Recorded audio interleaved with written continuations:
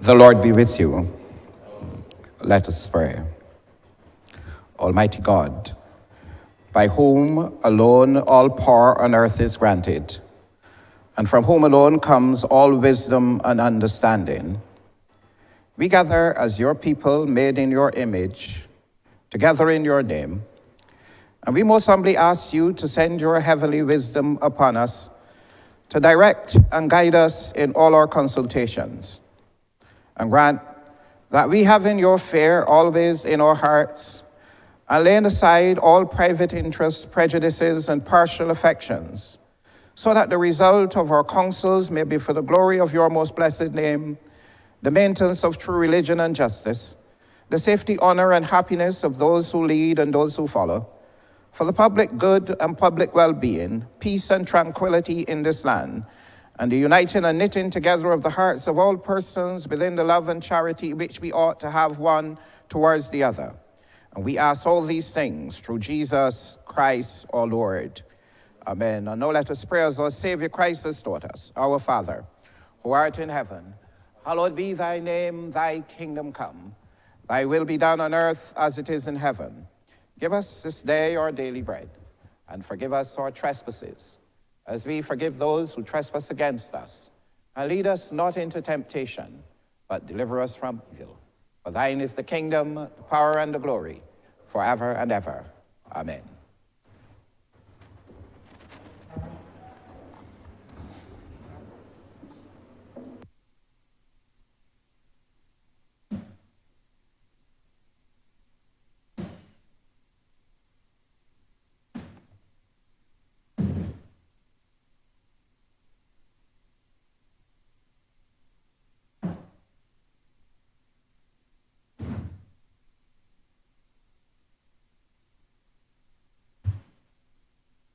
This House is in session. Minutes for the meeting held on Tuesday, July 9, 2024 to be deferred. Honourable Acting Leader of Government Business. Mr. Speaker, I beg to move that the said minutes be deferred.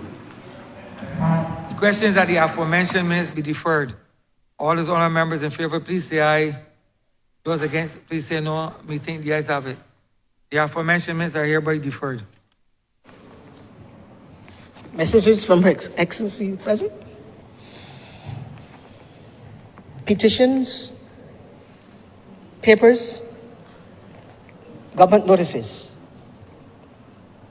private members' notices, notes of questions, report from select committees, first reading of bills, statements by ministers, congratulatory and obituary speeches, personal explanations, motions for leave of absence, or replies to questions, notice of motion for the adjournment of the House on matters of urgent public importance, orders of the day. Thank you. Honourable Acting Leader of Government Business. Mr. Speaker, I beg to move the suspension of standing orders 6, 16, 18, 20, 42, 5, 43, and 44 for the remainder of today's sitting. Questions that the aforementioned standing orders be suspended for the remainder of the day sitting. All those honourable members in favour, please say aye. Those against, please say no. We think the ayes have it. The aforementioned standing orders are hereby suspended for the remainder of the day sitting. Government business is the order of the day. Order number 7, sir. Order number 7, in the name of the Honourable Minister of Industry, Innovation, Science and Technology, to resume the debate on the personal resolution that Parliament of Barbados take note of the Barbados Population Policy 2023. Honourable Member for St. Peter. Thank you very much, Mr. Speaker. I rise to add my voice to the debate that we started some weeks ago on the resolution before this Honourable Chamber that speaks to the Barbados Population Policy. I'll tell you, Mr. Speaker, or I'll share with you, that I had the privilege when the chair of that population commission was being introduced to the Ministry of Economic Affairs and Investment. I had the opportunity to have a conversation with the chair about matters related to population and demographics. It was with the chair and the then minister responsible for economic affairs. And I realized at that point that we were probably addressing a matter that might have been more important than we realized. And when I say we, I'm referring to myself and some others maybe like me. I'm not referring to the minister or the chair. But we were addressing a matter not just of numbers of people. This had to do with numbers of people, but it was not just about numbers of people. This matter that we set out to address had to do with the economic development and the social development of our country. It was a fundamental issue that we'd embarked upon to try to explore, to find out where we were. My recollection of the conversation really was that there was to be a situation analysis and then a study and then recommendations to be made. But I realized on that morning in the Ministry of Economic Affairs that this was a matter of great concern and great importance to the government and to the country as a whole. Now I say that to you, Mr. Speaker, and I'll add to what I'm saying that this government, and often when I speak in this honorable chamber, I speak to the fact that I'm proud to be a part of this government. I am proud to be part of a government that before the 17th actuarial review was completed, before the 2020-2021 census was done, this government recognized that we had an issue to address with respect to our population. I am proud to be part of a discerning government and a forward-thinking government. And I think Barbados ought to be proud to have such a government responsible for managing the affairs of this country. And I am hopeful that my children, my family, that everybody is thankful that there is vision, because scripture tells us that where there is no vision, the people perish. Or in modern language, they suffer downgrades. They take the economy to the brink of collapse, where there is no vision. But this government had vision.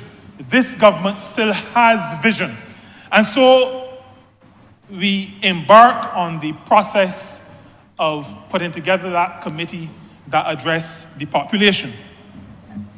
But Mr. Speaker, that was just one of many examples of government's approach to managing this country. Government, from the time we took office at the end of May of 2018, determined that its agenda would be a people-centered agenda. It determined that and set about implementing policies and developing and crafting programs that supported the view that we were about others, that we were about our people, that we were about developing a country, but developing the country focused on the people of the country. And so, Mr. Speaker, that was the reason why, for example, we restored tertiary education free at the point of delivery. we determined that within, in terms of the way Barbados has developed, we determined that the best way to develop a country is for all of us to come together and ensure that our young people have access to tertiary education. Free at the point of delivery, not free absolutely, but allowing the children of poor people in Fort Hill and Six Mines and Spikestown and Rose Hill to be able to access tertiary education. That was an example of people-centered development. It was also that view, that underlying principle that caused us to restore the reverse tax credit. Now, the last government, in an effort to stave off a disaster that they were complicit in foisting upon the country, thought that to get out of it, we stopped poor people, children from going to university, because that was the impact. Rich people were still able to send their children, but they also cut the reverse tax credit. The opposite of people-centered. We restored the reverse tax credit. Our people-centered approach caused us to implement a compensatory tax credit. There were people who were earning a little bit above what would qualify for the reverse tax credit. But they were not rich people. They were not really middle-class people. And this government determined that we would have a system where once government could afford it, those persons would get a refund of what would essentially be the amount of VAT that they had paid to the supermarket and to the hardware store in a year. That was a policy of a people-centered government. Public sector pay increases. You know, the first time probably in Barbados' history that a government has said to public officers, whether you take this or not, we give you an increase. We came into office, we said we would negotiate, but we were not even prepared to wait because we knew that the people were suffering. Public officers were suffering. And we gave a public sector pay increase, 5% if my memory serves me correctly. We also increased pensions. We increased non-contributory pensions in 2018.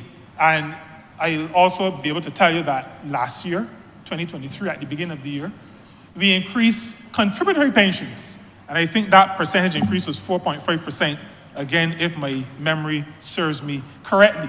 These are policies of a people-centered government.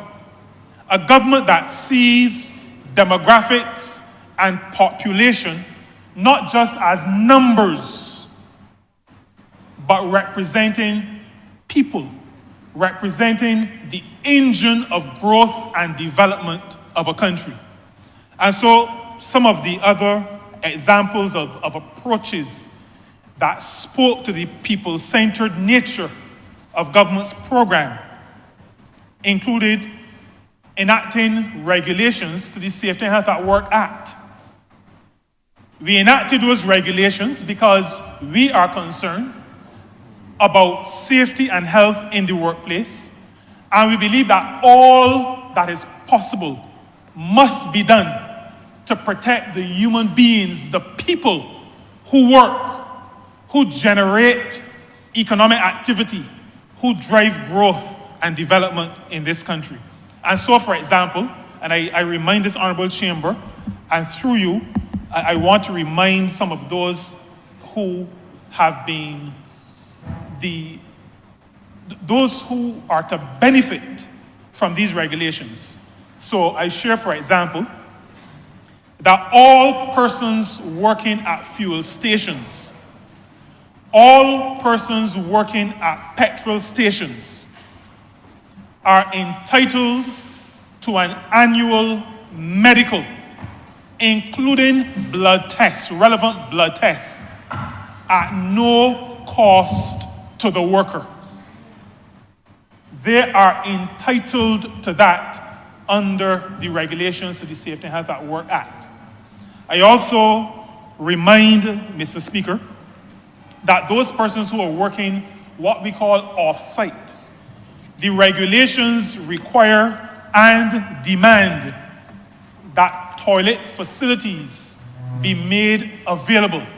And this government, this people-centered government, even before the regulation was put in place, the Barbados Agricultural Management Company constructed toilet facilities so that those workers in the fields working on government estates would have toilet facilities to do what all human beings do. These are some of those policies that underline the fact that we see people, we feel people, and we recognize that our policies must be aimed at developing and improving the lots of people.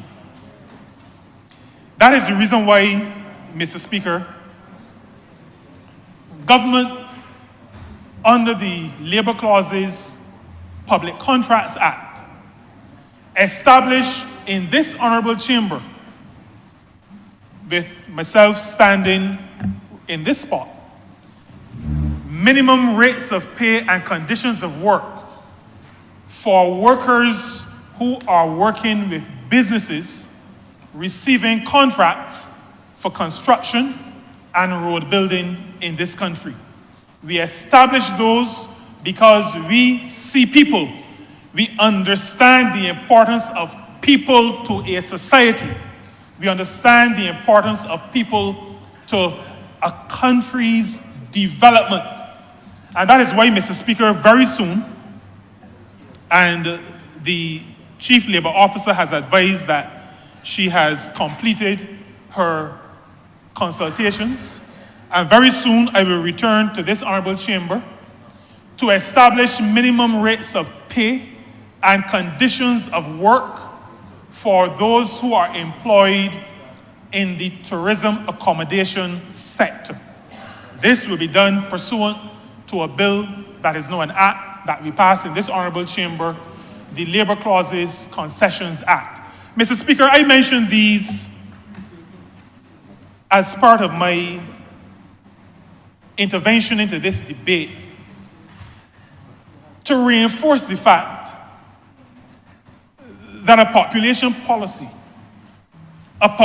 policy based on the work of that population committee was not done just to talk about numbers of people. That was not what we were talking about. Not only what we were talking about. Not just numbers of people, but people and their impact, their involvement, their integration into our national development. That is how this Barbados Labour Party in government operates. Now, I mentioned that the Population Commission was established before the 17th Actuarial Review. It was established before we even conducted the census, which is the 10-year census, which was to have started, or which started in a limited way in 2020, concluded in 2021. But we established that Population Commission even before we had this other information. Again, and I repeat, the forward-thinking nature of a progressive government who does not wait for things to happen to it, but who, as it examines what is before it, recognizes where the challenges are. And I want the people of Barbados to continue on the road of recognizing how we manage and stay in the course as we vision for the country with their input and enact these policies that are people-centered and people-driven. The census said to us that, well, or confirmed, I should use the word confirmed, to us the challenges that we were sure we saw when we came into office. So, for example, whereas in 2010, we had a population of 278,000, or thereabouts, most of us, when we speak to others, when we travel, somebody will ask us, so what's the population of Barbados? You know, many years ago, we used to say 250,000. But we started to say, well, maybe 280 to 90. One or two people started to say 300,000. It's probably 300,000 by now. Because we were expecting a certain growth in our population.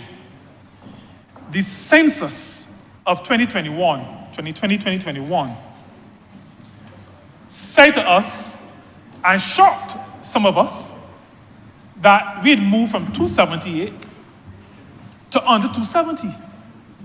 269,000.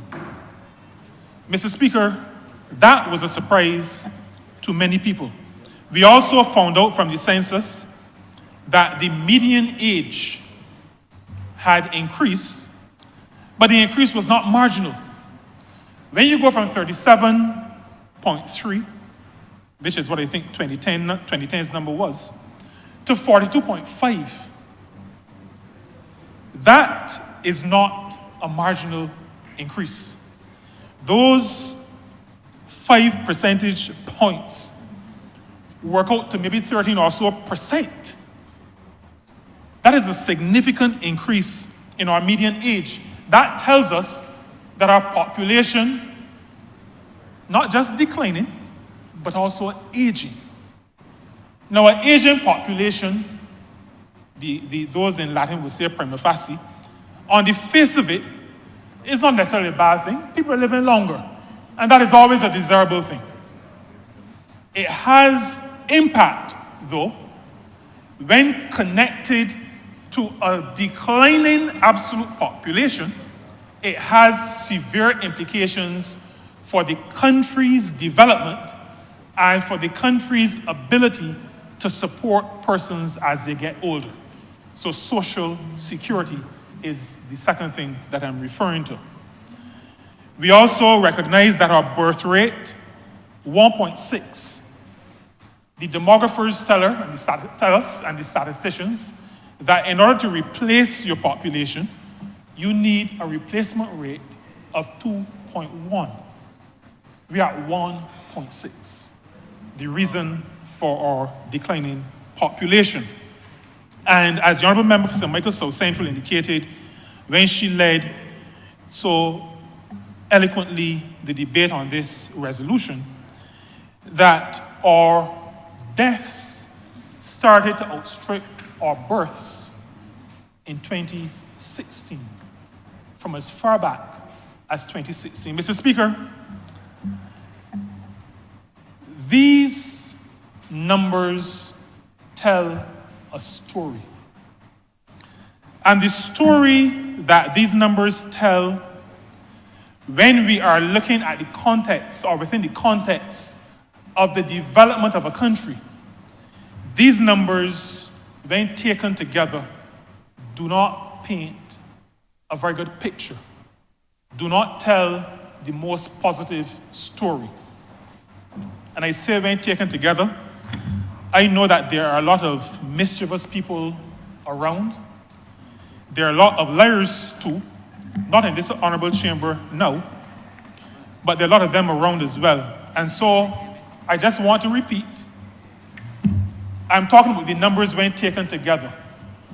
So I am not saying, as a few clowns did when we had our national insurance revitalization, that there was anything wrong with people living longer. There is nothing wrong, there's everything good about people living longer.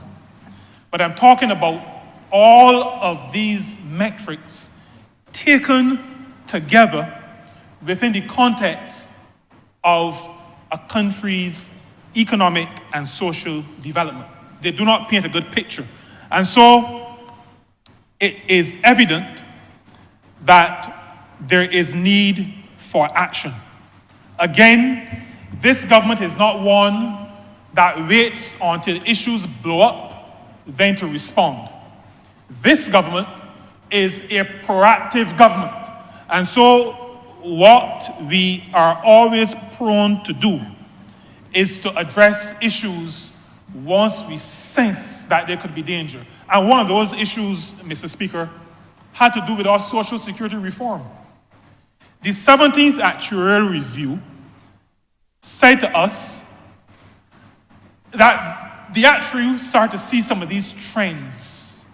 He did not conduct a census, but he, like a very visionary Barbados Labour Party in 2018, and even prior to 2018, saw what was on the horizon. And in the 17th Actuarial Review, the actuary said to us, and said to the country, because that document has been shared widely, the 17th Actuarial Review was shared even before it was laid in this honourable chamber. This Barbados Labour Party took stakeholder groups into its confidence. We had many meetings with BART, with the Democratic Labour Party, in its then form. It keeps changing, but in its then form, we consulted with them. We consulted with Bishop Atherley and his political organization, with faith-based organizations, civil society organizations, staff of the National Insurance Department at the time. And then we went to the public. But that report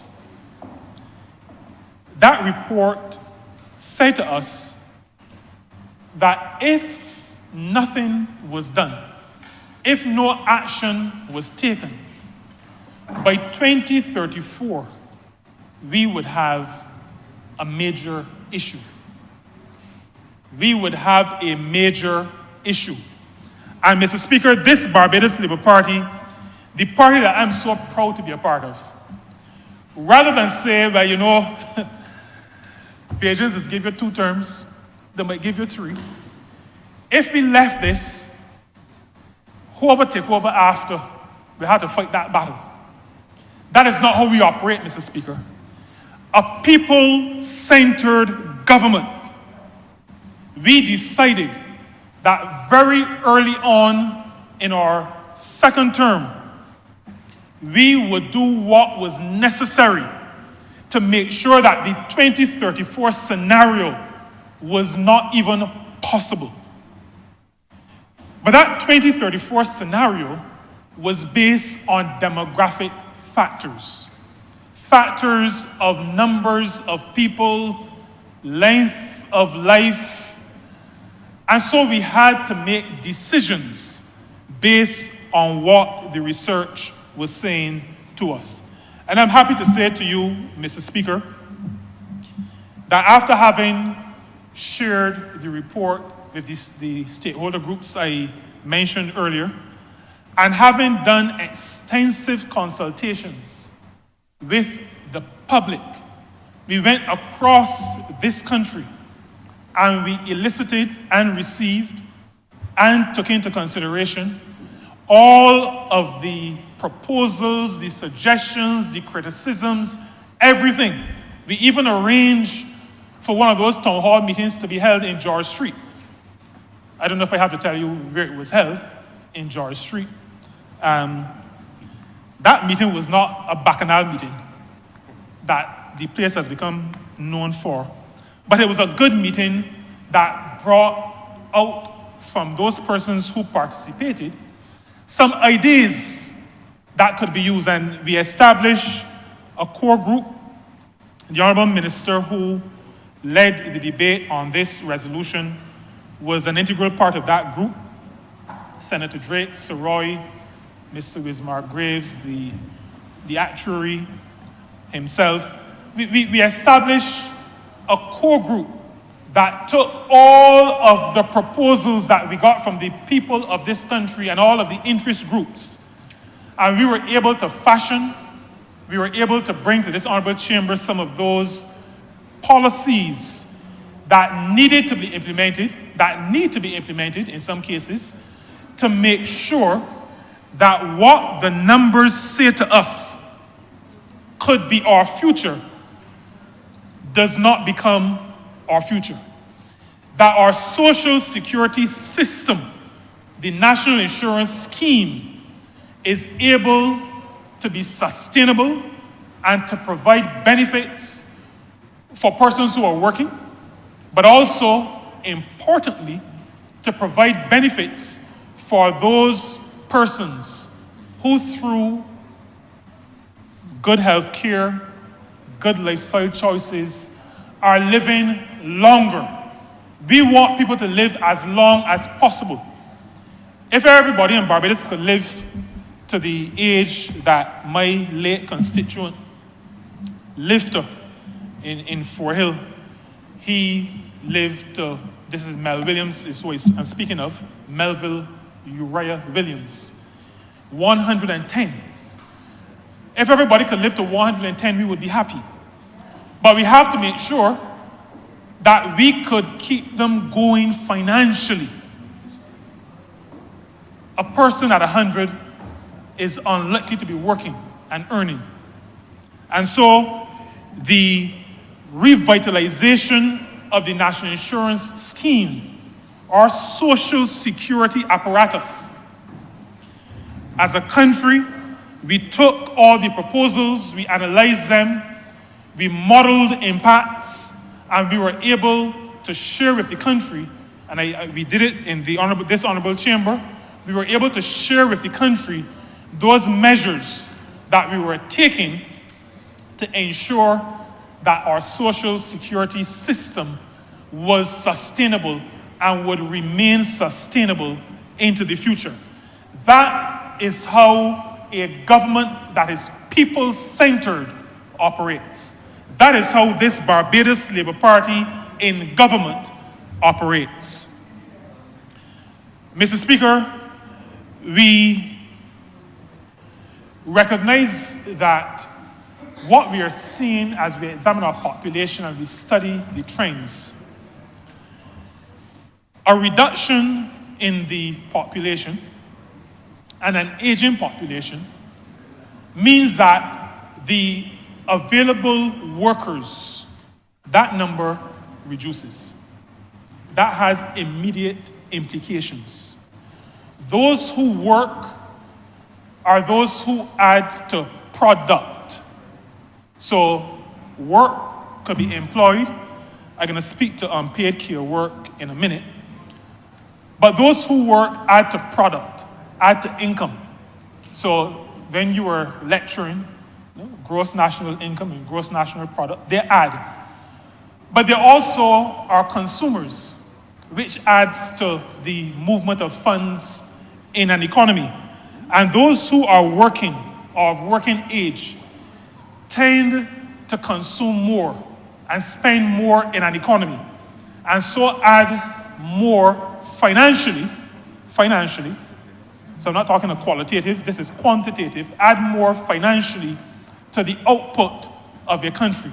And so when the working cohort is falling, is declining in terms of numbers, a country has a problem if it is going to maintain the standard of living for the country and the people in the country. We also have the situation where as the population ages, there's a matter of unpaid care work. Older persons have to be cared for. And, we have, I know we don't call names, I didn't ask for permission to call names, but I'm going to call a slogan. You may be familiar with the slogan that says, Mia cares. I'm not calling a name, I'm just calling a slogan. But we belong to a party that cares. And so the matter of providing care for our aging population, for our elders, is one that is important to us. It has to happen. When it happens, oftentimes persons are taken out of the working population. And I know in your other career as a social worker, you're also aware of that. And a lot of times, that care work is unpaid care work.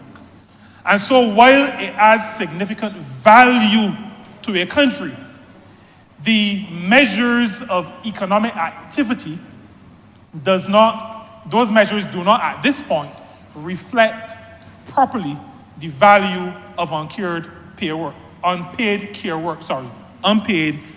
work. We have, in recent times, added to our list of CARICOM nationals who can move freely. We added 3 categories recently: agricultural workers, we added private security officers, and we also added household domestics. Barbados also, very recently, 2 months ago, ratified the convention, the International Labour Organization Convention on Domestic Workers. And I had the honor at the International Labour Conference held last month to chair the Committee on Decent Work in the Care Economy. And I say to you, Mr. Speaker, that a country with a government like ours is a country that is thinking about impacts down the road, future impacts. And the matter of care work, providing care for those in our society that need care is an important one. And that is one of those revelations from the population policy, and coming out of that, on the policy for aging, on the policy for persons with disabilities. These are all connected. They're all connected, and that is the reason why starting with that population commission was such a fantastic idea on the part of government. To understand where we are, understand what the future portends because of where we are, the impacts on our society, the impacts on our economy. These things are important. Now, I spoke to gross income of a country being impacted. Tax revenue is also impacted. A declining working population, persons leaving the workforce and going into retirement and staying on retirement, tax revenue, and for those who may not know, tax revenue buys garbage trucks. Tax revenue buys buses. Tax revenue paved a road in Black Bess, and some in Spike Sound. I expect tax revenue to help me in 6 Mains. And so, Mr. Speaker, if, as the Prime Minister has also announced, some assistance for fisher folk, you know where that money comes from? That is tax revenue. If our tax revenue is declining, the country has a problem. And so understanding the population changes, the population dynamics is important. And that is what the policy has come out of. We have to address these issues. I just want, before I finish, to share some of the measures that we have taken. I spoke earlier about the reform of the Social Security, National Insurance reform. We refer to it as revitalization because our approach was to add life, add longevity to the National Insurance Scheme, or our Social Security program. We are still exploring the possibility of paid paternity leave. We are still, as a matter of fact, we've had a number of meetings and we're getting close to be able to come back to Cabinet because Cabinet has agreed in principle, pending studies by the actuary and some others, but we are approaching that point as well, paid paternity leave, because we recognize that while, and I'm going to be very careful not to talk about women and getting more children and our families getting more children and those kinds of things. But our people-centered approach to governance says to us that whether it is 1.6 or 1 or 2 or 5, there must be a quality of child rearing that takes place in Barbados. And for that to happen, fathers must be involved. You can't just be involved in bringing the sperm and the egg together. That is, for some, the easy part, maybe for some, the hard part. But a father must be involved in the rearing of our children. Parents must be involved. And so paternity leave is one of those things. I spoke about free movement and the 3 categories that we added. The Conference of Heads have also agreed that there would be full free movement. We're working out some of those mechanics. National insurance identification is one of those. We're also addressing, I'm not sure if that's completed yet, the matter of how we amend the revised treaty of Chaguaramas. Those are 2 areas that my ministry was involved with, along with others in the Caribbean. We have, in the area of education, lifelong education, having training and retraining opportunities so that people can retool and refocus. Issues that relate to health and health services and health care. And here I will say to this honorable chamber that my ministry strongly supports the work of the Breastfeeding and Child Nutrition Foundation. We believe that places of work, places where mothers, after 3 months or 4 months of being at home with a child, go back to participate in building business and by extension building national economy, those mothers must be provided with the facilities that allow them to do something that is so natural that if they don't do it, it almost sometimes happens on its own. They must be able, for example, to express their milk and store it so they can feed their children. Research has shown that children who are breastfed are better socialized and have lower rates of disease further in life. So I just wanted to say that because we're talking about people, and I began by saying this is not, and the Labour Party's approach to government and governance is not just about numbers, but is about quality. It is about people, seeing people, being people-centered in our approach. And so, Mr. Speaker, I am happy to support the Barbados Population Policy 2023. It is, as I indicated earlier, a reflection of a forward-thinking government. It recognizes that when we speak about the population, we are not just talking about a number, 269,000, or life expectancy of 79 or 81. We are talking about human beings.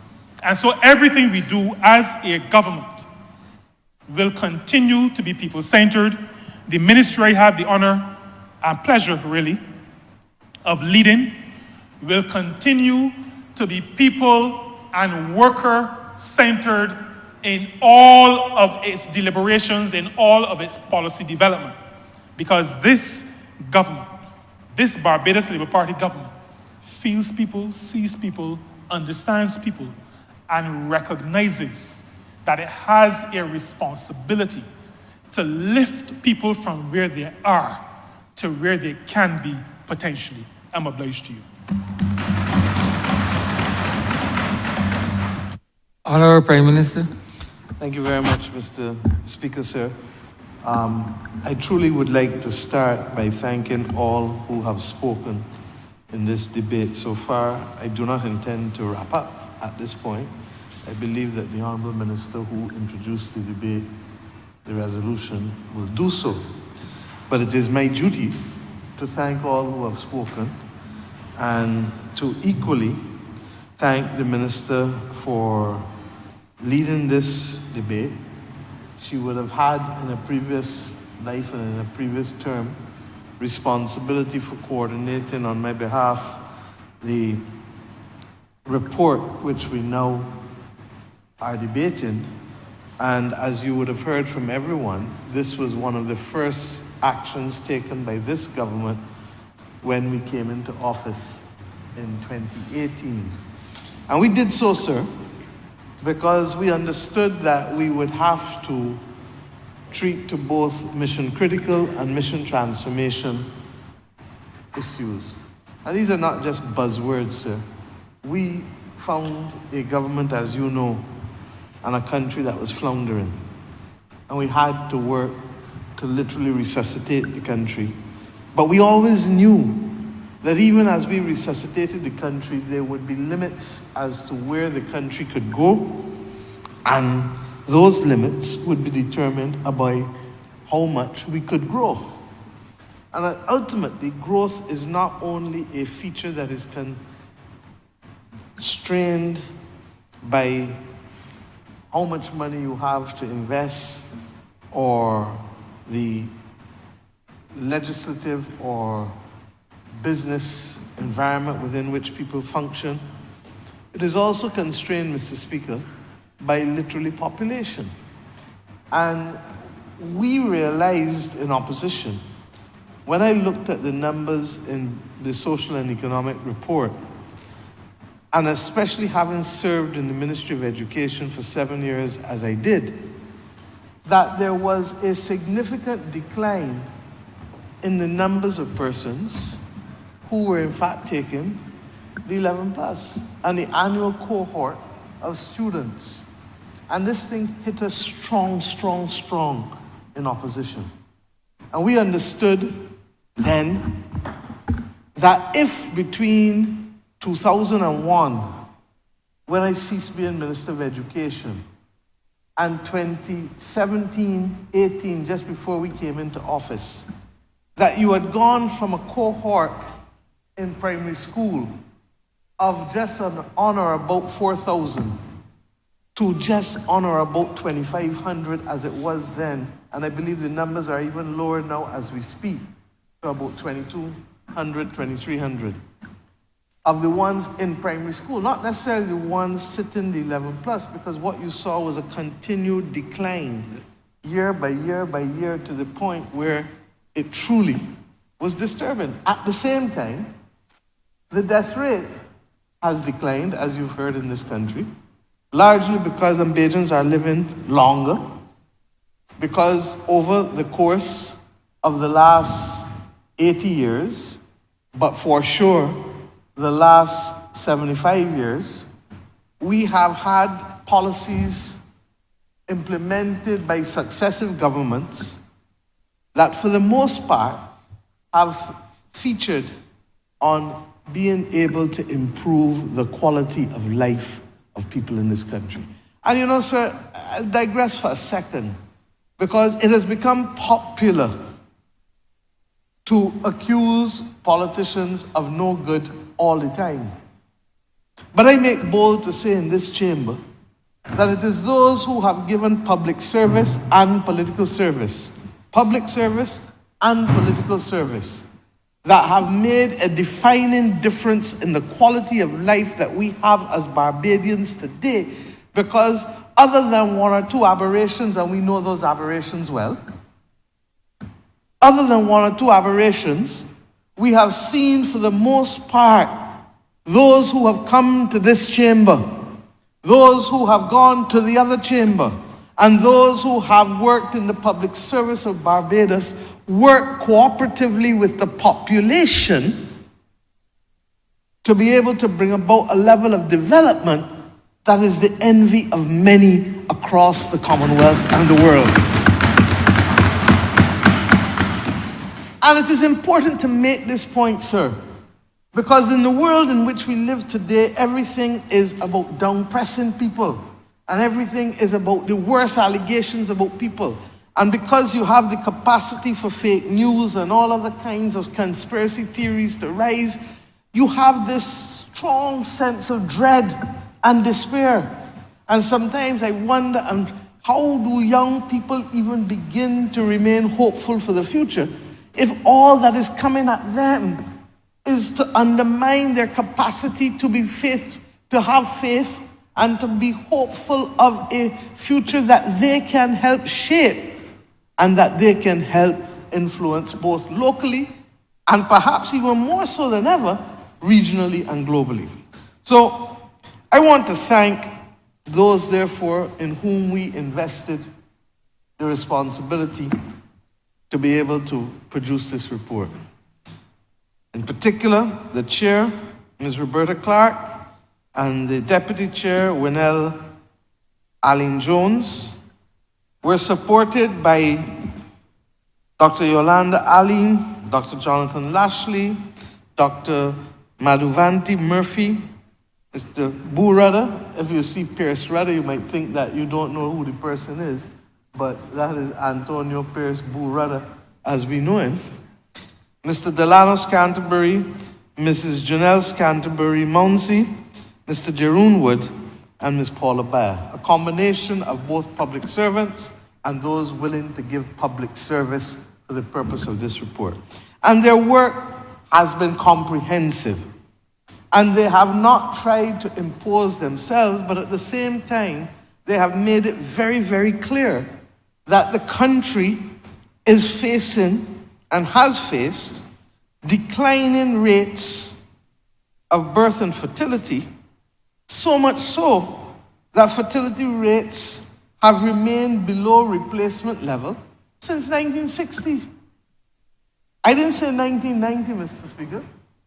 I didn't say 2000, Mr. Speaker. I said 5 years before I was even born, 1960. And very often I contextualize this for persons across the region because you will come to realize that this is not a problem unique to Barbados, even though Barbados may be facing the worst consequences of it more than most in the region. But in 1950, Barbados had a population of 200,000, sir. Bahamas and Belize had a population of 80,000 each. Today, sir, 74 years later, Barbados' population has actually declined from what it was at its height, according to the 2020 census, to 267,000 roughly, as it is today, and Bahamas and Belize are in excess of 400,000. Mr. Speaker, it does not take a Solomon to understand and appreciate what is happening here. And I said that our circumstances are not unique, and many of you have heard me cite these statistics often over the last few years. Guyana is the size of England and Wales, but Guyana has a population of just under 1 million, I would say no, whereas England and Wales has a population of 65 million people. Suriname is bigger geographically than the Netherlands. The Netherlands has a population of 17 million people. Suriname has a population of 580,000 people. Belize is the size of Israel, 8 million. Belize's population, as I just told you, is just over 400,000.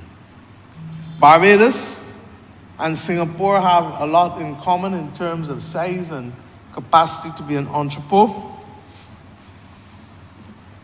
Singapore has significantly grown its land mass through land reclamation.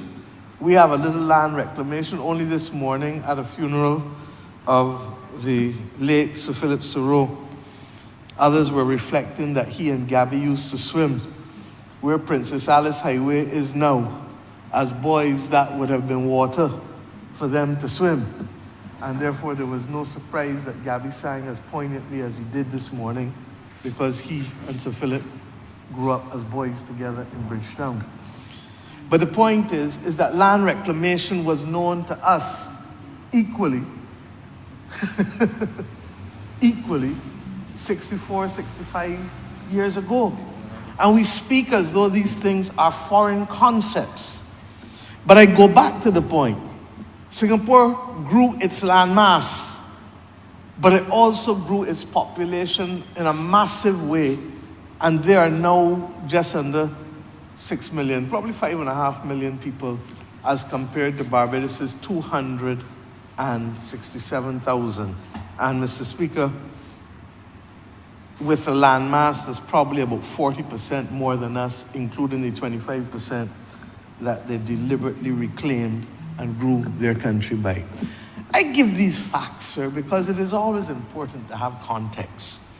And while we therefore set about the mission-critical issues of saving the dollar and helping to provide the basic services in government that were deprived of all sorts of support, from buses to garbage trucks to all of the other things, we understood that mission transformation, if we were going to take the country and transform it and carry it to the next level, required that we understood what were our limitations in terms of a key factor of production: people, human beings. And Barbados has been responsible for sending people out from as far back as even before emancipation.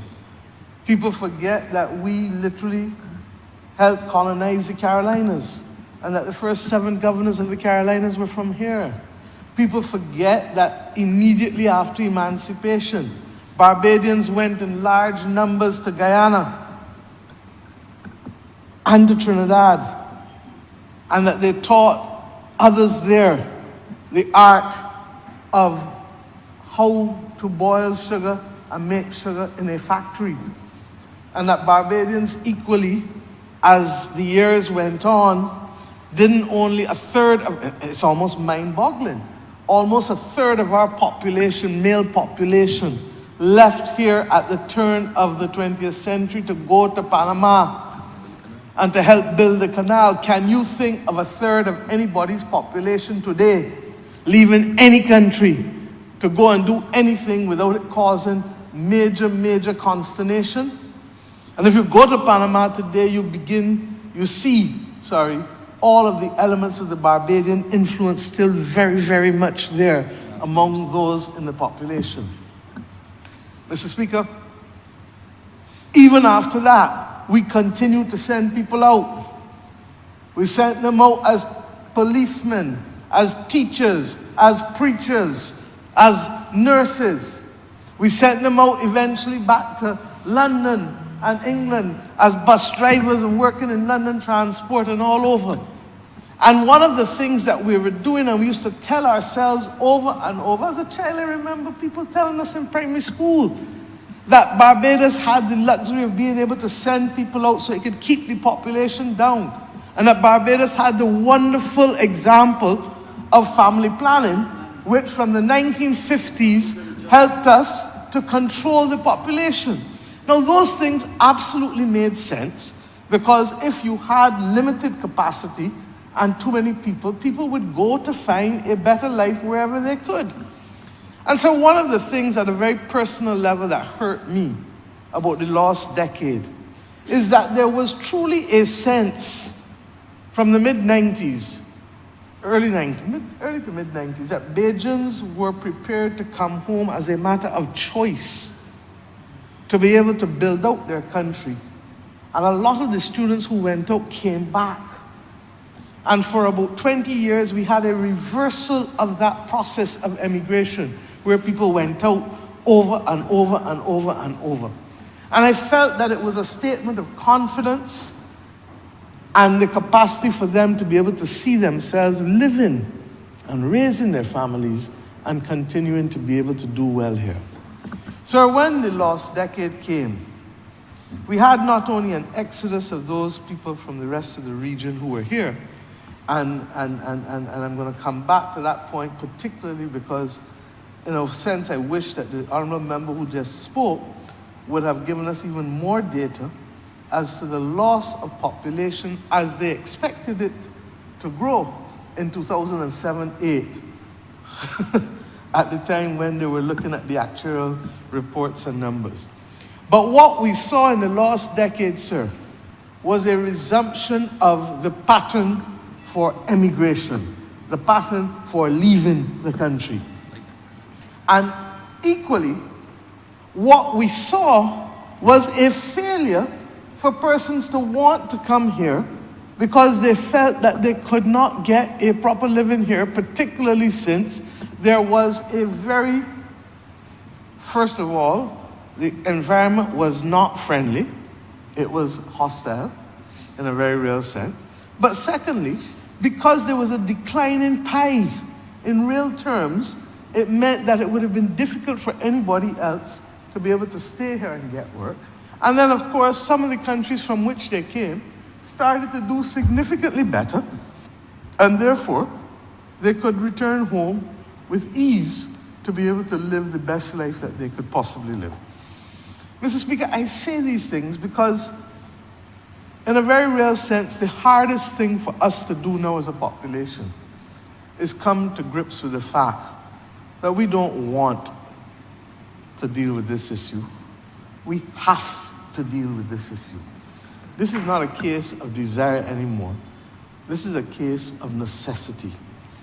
And this country has seen a declining population, an aging population, a declining level of production as a result, and declining taxation. The last honourable member who spoke said it well. Taxes is what will help him deal with 6 men's. And all of the erosion that happened last week again with Hurricane Beryl, where a month ago we didn't have to go and look for that money to go and help stabilize both the road as well as the opportunities for the places where people can make their livelihood on that strip there. Similarly, a month ago we didn't have to deal with the issue of having to find funds to help with fishermen. And we will help with them, not just with the 25% deposit, as I said, for everyone, but for where those people who really can't get back up on their feet again on their own, the government will stand in the breach, and you'll hear more, as I said before in the press conference, and I'll continue to say, because if we have to create a company with segregated cells in order to be able to help people back on their feet, we shall do it. And all of the money that is being offered to us as a country, instead of it coming to the consolidated fund, we've said put it in the account to help the fishermen of this country and their families live, in addition to whatever business interruption benefits that we put in place for them.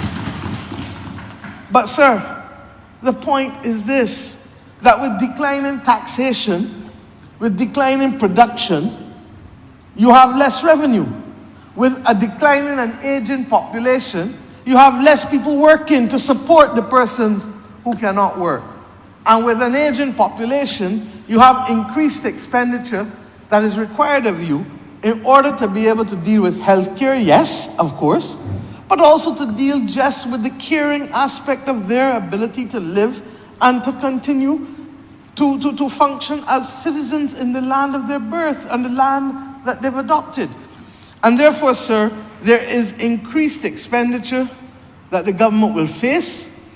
This government during COVID introduced the concept of community elder support by the National Assistance Board. Sir, that has cost us almost another $10 million a year in salaries alone. And we do it, sir, because there are too many Barbadians who, without this, will simply fall through the cracks.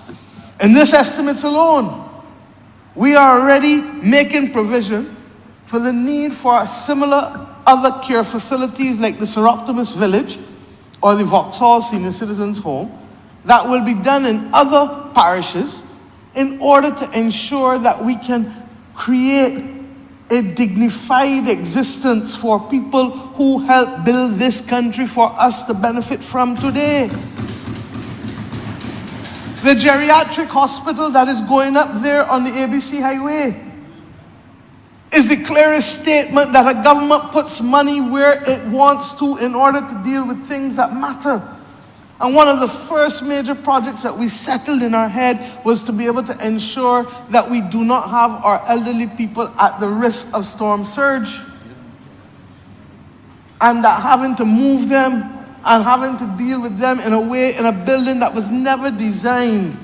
And for the nurses and the orderlies, to be able to have to function efficiently in that space. Can you imagine having to lift people who are immobile every time they want to move from here to there, sir? And there's no proper set of elevators, there's no proper set of pathways, nothing.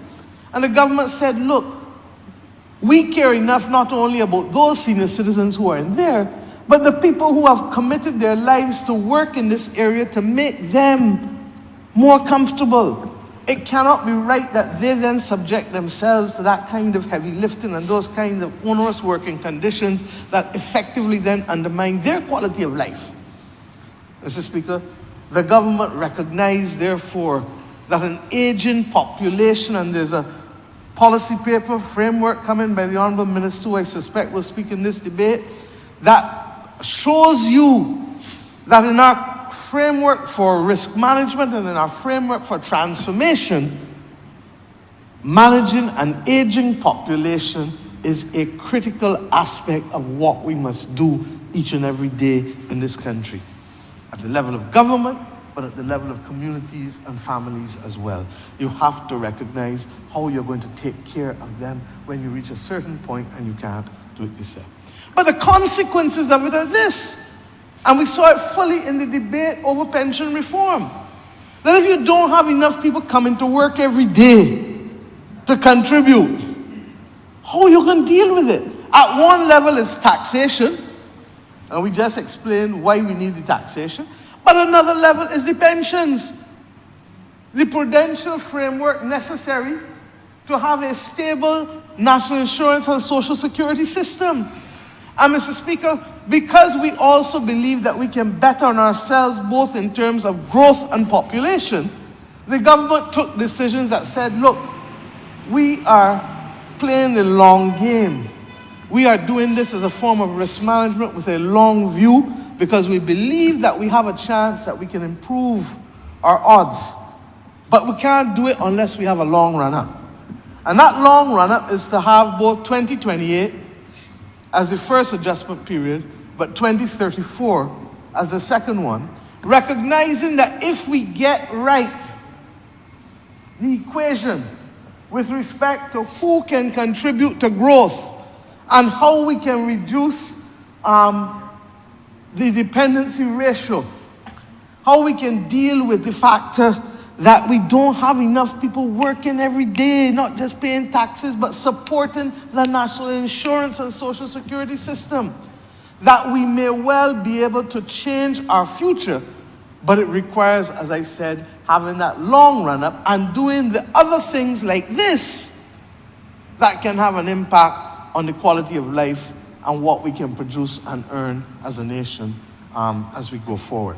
So, sir, this report regrettably came in the middle of COVID. And I don't need to tell anyone that in COVID, we had to focus on mission survival, not even mission critical.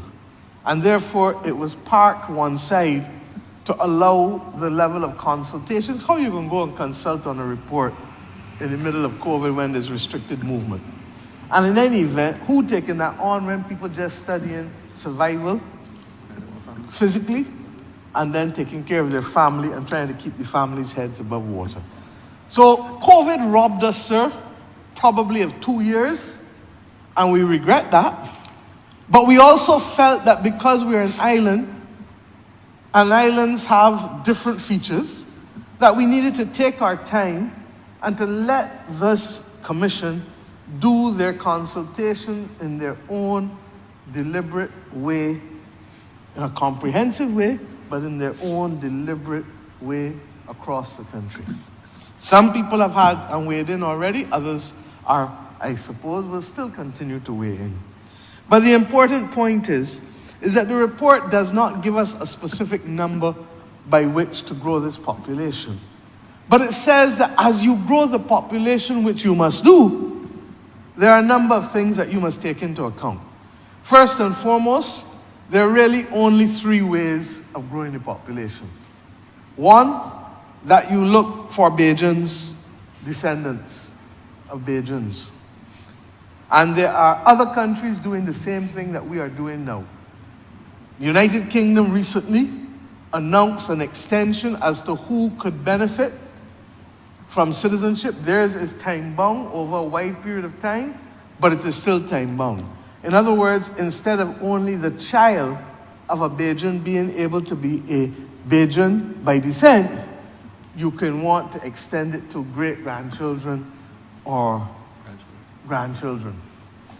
And Mr. Speaker, this is without prejudice to the fact that they will still, if you are a great-great-grandchild, while you might not get it as of right, because of your linkages with the country, that should give you points when the new immigration bill comes, so you will still have a good chance of being able to access it, but it will not necessarily be as of right. So we have as a country to decide whether, and I am sympathetic to this, as I've said before, whether we are going to extend citizenship as of right to grandchildren and great-grandchildren. Mr. Speaker, when we think of a family, the most natural thing is the grandchild. In fact, the parents become jelly, and you don't recognize them because the things that they're going to do for a grandchild, they would never do for a child. You understand? I see it all the time with my own family, the things that my nieces get away with that we could never get away with as children. And I say, are these the same people? So that's natural.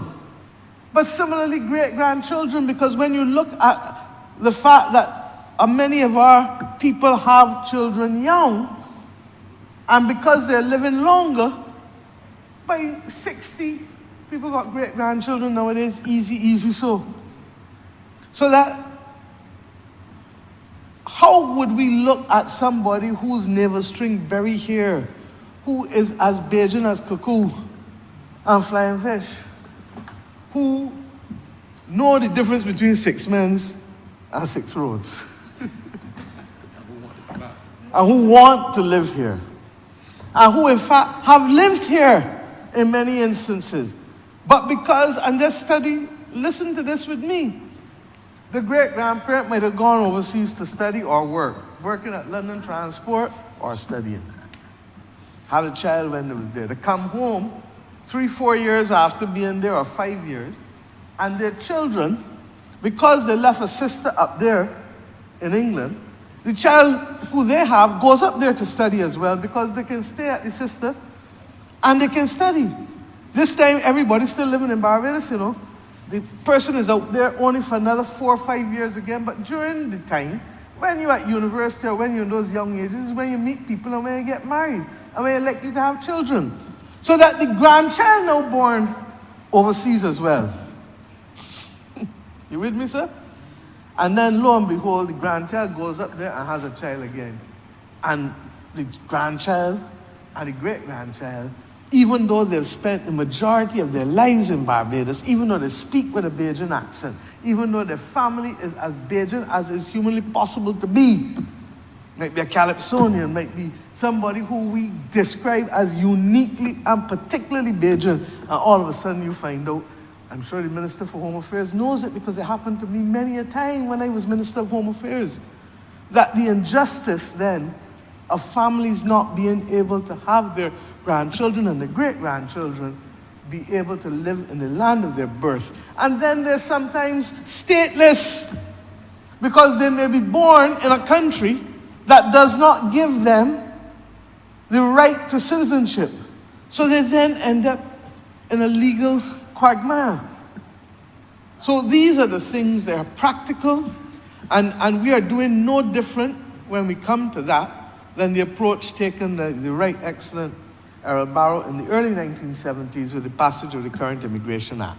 The only difference is that in those days, people talked about immigrant status in terms of residency. Nobody speaks about immigrant status in these days. It's almost even infradig to be able to refer to people as immigrants in that classic way, because it has taken such a negative connotation Because the world has found ways to allow capital to move, but the world don't find ways to allow people to move, and a lot of it has to do, regrettably, too much with the color of our skin and the location of our birth. And that, regrettably, is something that the world is still fighting up with in a post-colonial order that it has not come to grips with resolving. But at the same time, Mr. Speaker, what we have is the concept, however, remaining pure. That in the previous Immigration Act, you could get immigrant status on the basis of skills and on the basis of investment. Which brings us to the second point that they recommend in here, which is managed migration. And in addition to that, we have obviously since then opened up to the CARICOM, Caribbean community, and we have allowed a range of people to be able to come here to benefit under the single market and single economy, because not just money must flow, as I said, but also the capacity for people to move, because we know that money without people, nothing will happen. So that the reality is that we have to take a serious decision when we bring the immigration bill as to how we manage migration into Barbados. And why, sorry? Yeah. Why this is important, sir, is because we don't need to have open floodgates. What we will have is a managed migration policy so that the skills that are needed can be brought in, rather than just believing that you bring in any and everybody and that you flood out the country and you end up with a preponderance of skills that have no jobs and a preponderance of jobs for which there are no skills. Well, that don't make no sense. And therefore, there are other countries in the world who have managed this well over 50, 60 years, Canada being the best example of it. And Canada has brought in anywhere between 2 to 3% of their population, for the most part, over the course of a number of years, in order to be able to offset the very huge disadvantage that they have with the absence of population, given the scale and the size of a country that they have. Why we like Canada as well as a model is because when you come, you have to assimilate in Canada. They respect your religion, they respect those diverse aspects of life, but at the end of the day, you're Canadian first. And that is why even yesterday as I spoke to the country, I made the point that when people come here, we don't need to follow them, they need to follow us. Remember the old time saying, follow Patton, kill Cadogan? We don't need to follow them, they need to follow us. And we set out what is acceptable in Barbados according to our values, as opposed to being the other way around. Now, there are going to be many options that we can discuss as to how we do it. But the third one is really the problem. It is the one that we would love all of us to do, but it should have been dealt with 25 years ago. And that is the natural way of encouraging families to do what they have to do to grow the population. The good old-time way. The problem is that the good old-time way, while it may bring joy to many, does not allow us to solve the problem in under 20 to 25 years. Mr. Speaker, this country does not have another 20 to 25 years with respect to this. The mere fact that our population has declined has put us in the position of a developed country. When Germany saw the same thing happen to them, Angela Merkel opened her borders and immediately took a shot of adrenaline. 1 million people, bam. And she didn't take people who were German. She took 1 million people predominantly from the Middle East, which was a huge risk for her in terms of the steps and the decisions. But she understood that if she did not get people in there, Germany's growth would be undermined, Germany's social security system would be undermined, and they would not continue to be able to benefit or to cater to their current population in the way that the population expected to be catered to. Mr. Speaker, I'm not going to tell you that it is easy to meet the needs of the kind of state that we have in this country. Owen Arthur, the Right Honourable Owen Arthur, in 2006 or 7, in his estimate speech. I suspect it was 2006, because he didn't do the one in 2007, introduce it. And he said that the issue of entitlements in a modern state of Barbados is going to be challenged more and more because we have a declining base of production and revenue.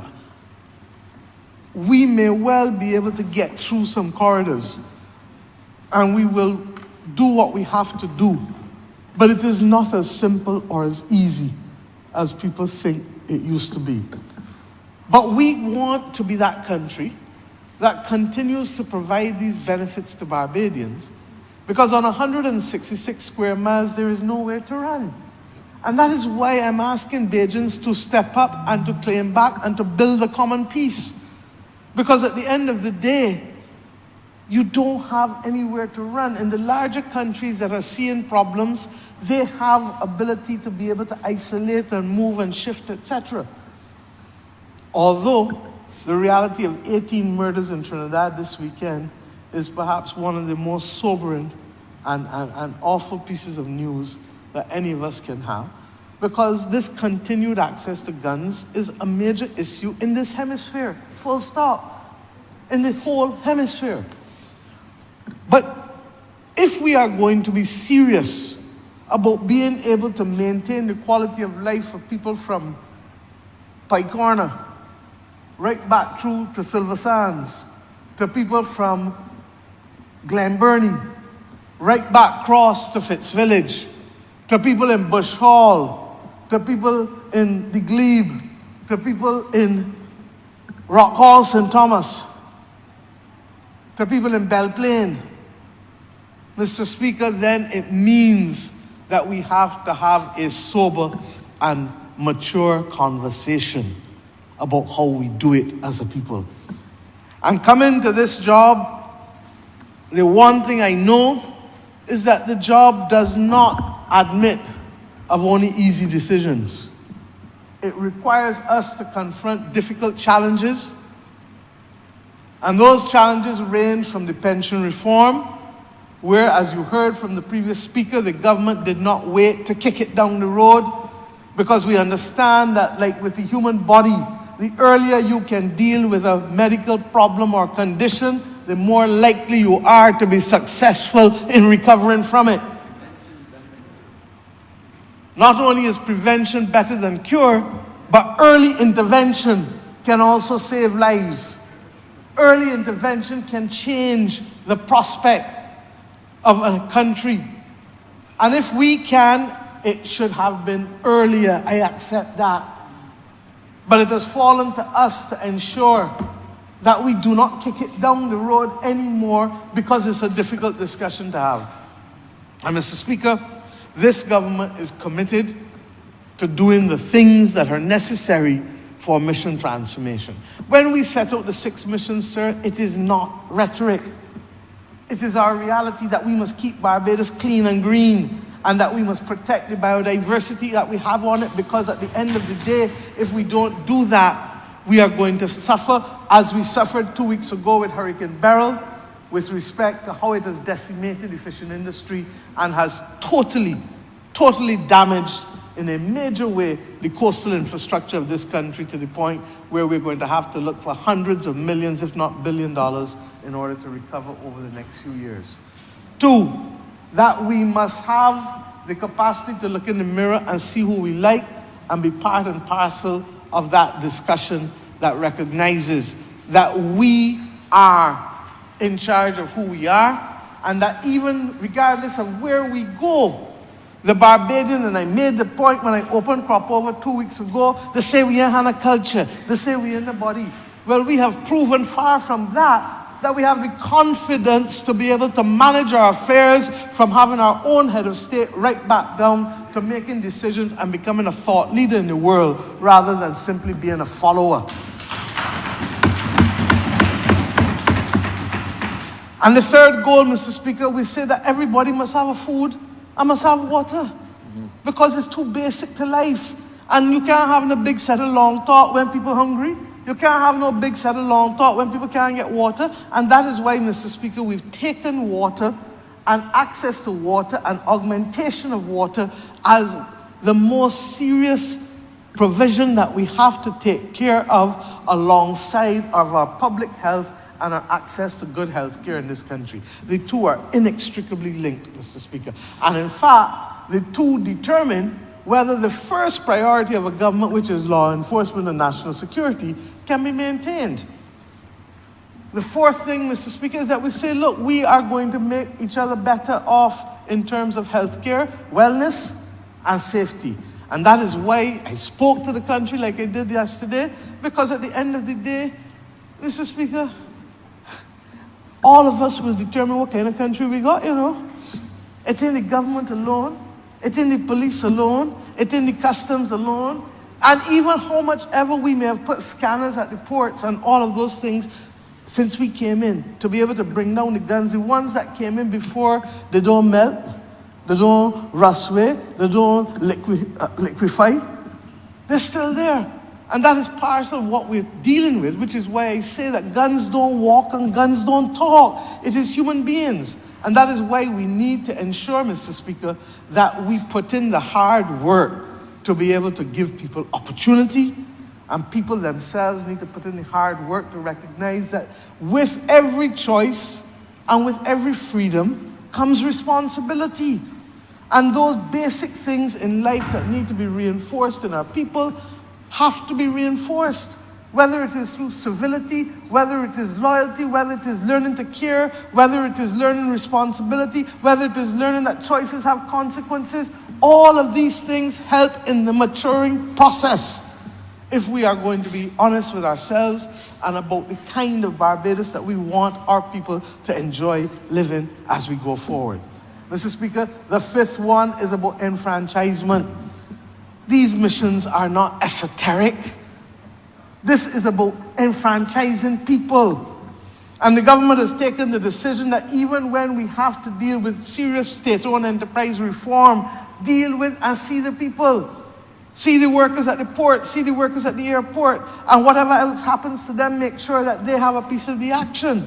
The people with the Tenantries Freehold Purchase Act, successive governments have made sure that in spite of the fact that people didn't have a big set of money, that they can own land, whether at 10 cents a square foot or $2.50 a square foot. This government has capped the price of land for people as we expand the housing program to make sure that they don't be the victims of $20 and $25 a square foot, but that it can be capped at $12 or $13 a square foot as whatever is necessary as the prices go. Mr. Speaker, we have done these things because we believe that it is our duty to empower and to enfranchise. And the sixth mission, Mr. Speaker, is to recognize that we live in a world that has been completely overtaken by a digital revolution.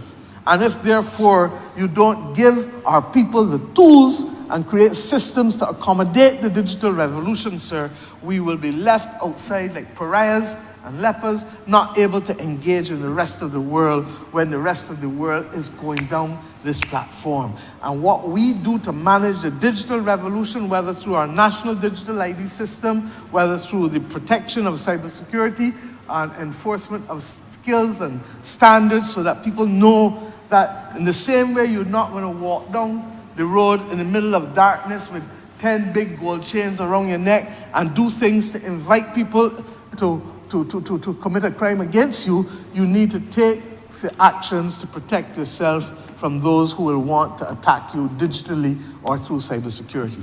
Mr. Speaker, those six things come together because we believe that those six things at the first stage in post of 2030 allow us to have a better life for our people through mission transformation.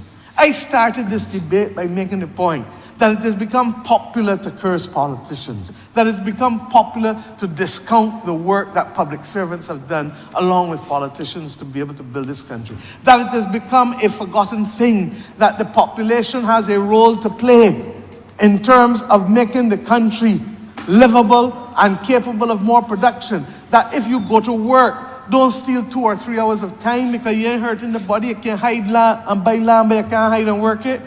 So that when you thief in time, who you hurting in the long run? You're hurting everybody. All of us are taxpayers.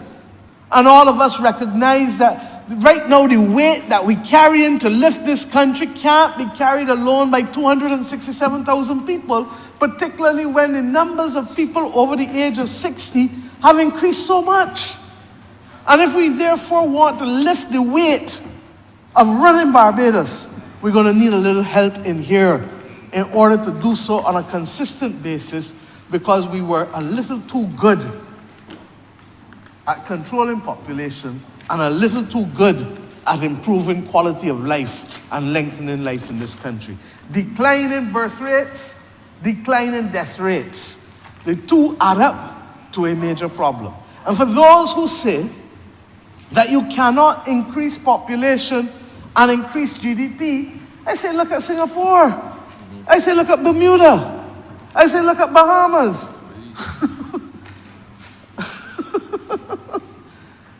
It's self-evident.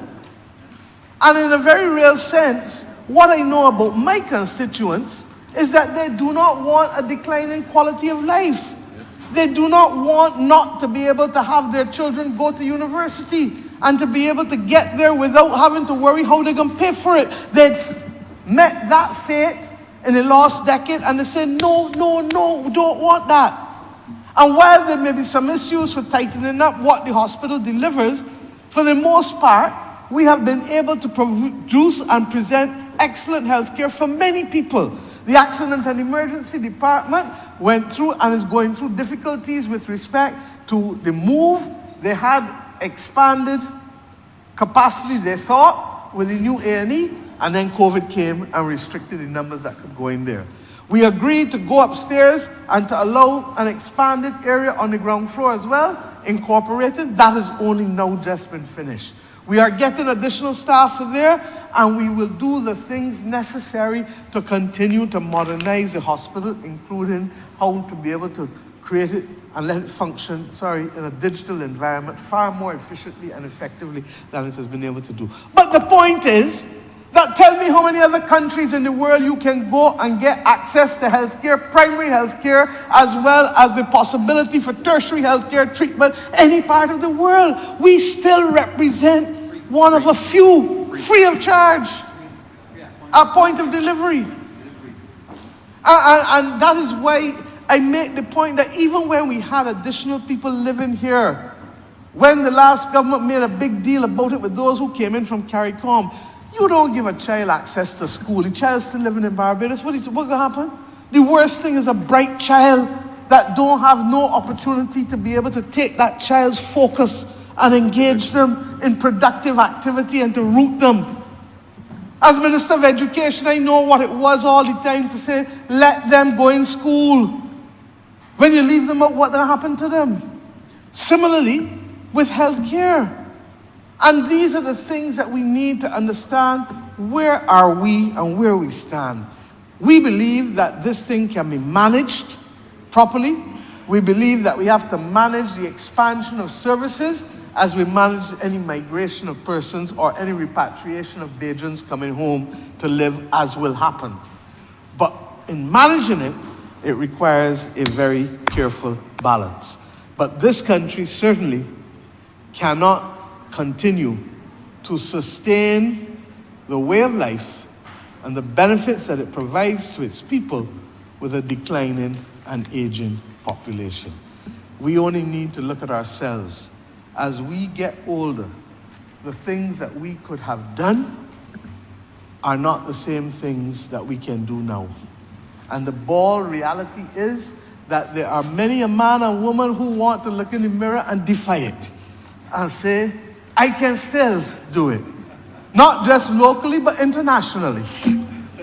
But the reality is that the one thing that will either be an ally or a foe that you cannot control is time. The one thing you cannot control is time. And therefore, the longer we take to make the decisions, and the longer we take to give the country the assurances that we will have the checks and balances in place, so that there is not an inordinate flood of people, but that there is a carefully managed process. The longer we take to do that, the more we are likely to suffer. We have had the experience of the welcome stamp, the digital welcome stamp. And it worked well for us, in part, but the truth is that it is not the destination, it can only be a bridge, because the welcome stamp does not contribute to the tax take of the country. And it should and could if we did it via a different mechanism through immigration. We have had the opportunity also of knowing how CARICOM people have been able to add value to this country. And in areas of construction and agriculture, there was a time where if you didn't have those persons living here, helping to control the price of work, laborers in agriculture and construction, the level of inflation and cost of living would have gone through the roof at a much earlier point, because it's straightforward.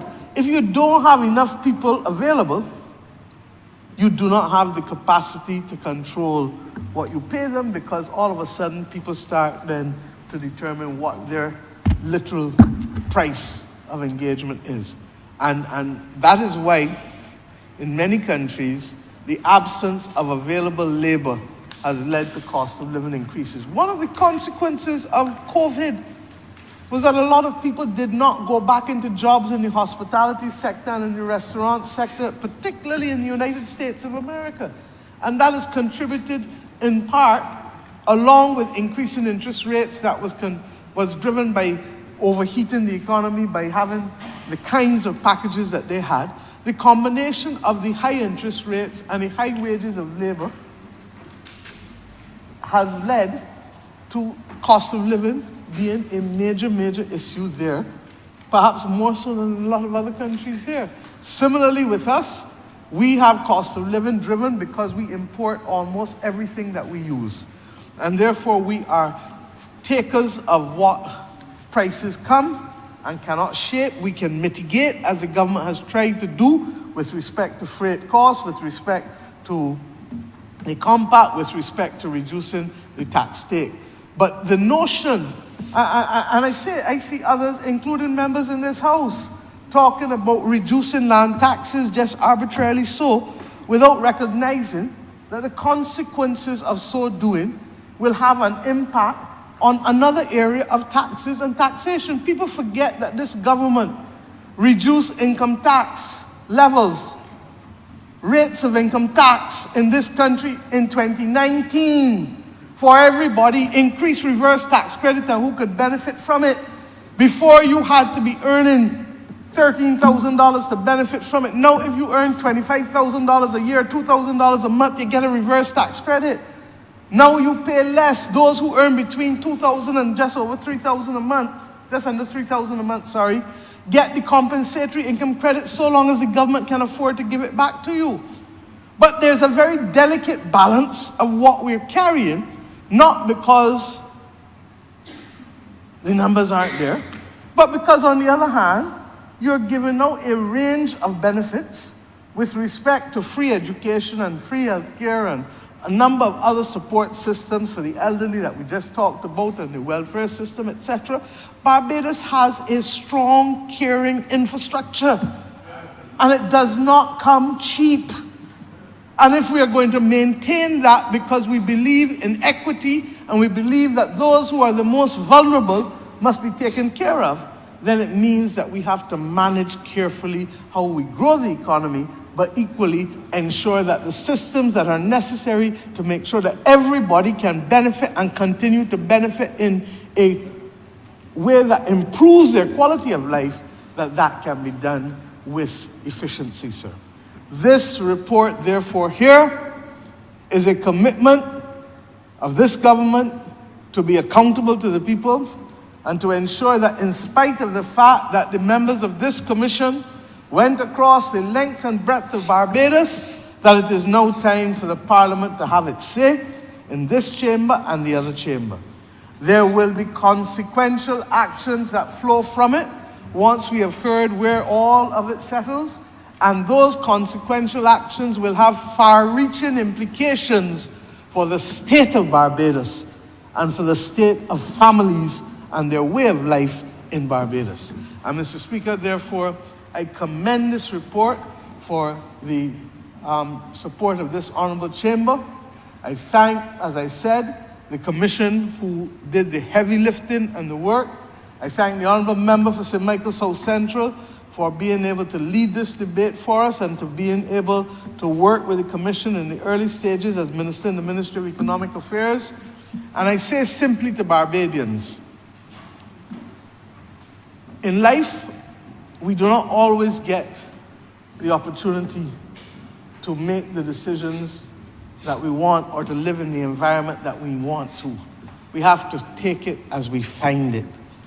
Our country is in a crisis with respect to an aging and declining population. And our country needs now to take decisions that may be difficult for some, but necessary for all. That decision will lead to us committed to maintaining our values and our way of life as we know it. Unfortunately, the philosophical underpinnings of what has brought us safely thus far in the last 82 years is still pretty much there. We won't get everybody, but it's still pretty much there.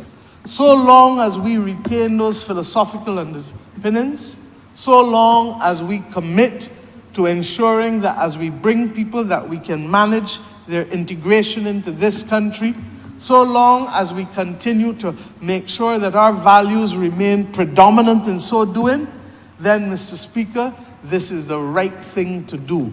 We can't do like Germany and bring a big adrenaline shot, as much as some may feel that that is the option, largely because it's too destabilizing. You can destabilize an organism in a large space, but when you destabilize an organism in a small space, the likelihood of disproportionate consequences may be too great. We have the ability to manage this. We have done it in the past, and the situation we find ourselves in today was forestalled by literally the number of persons who were here from within CARICOM in the early days, in the late 1990s and the early 2000s. The country lost them, and it is paying the price of having lost them, both in terms of our tax receipts, but also in terms of our national insurance and social security stability. It is up to us to walk this road again. There is no magical genius about Singapore. Singapore made a decision to grow its land and to grow its population. Barbados has made decisions in the past to grow its land and may well make decisions again in its future to grow its land. But it must, for sure, grow its population, because whether we like it or not, people in their 70s and 80s cannot do what people in their 20s, 30s, 40s, and 50s, and even 60s can do. The facts are bare, and it is up to the country to make the right decisions to secure its future, rather than to see a diminishing return with respect to all that we do in terms of development. I'm obliged to you, sir.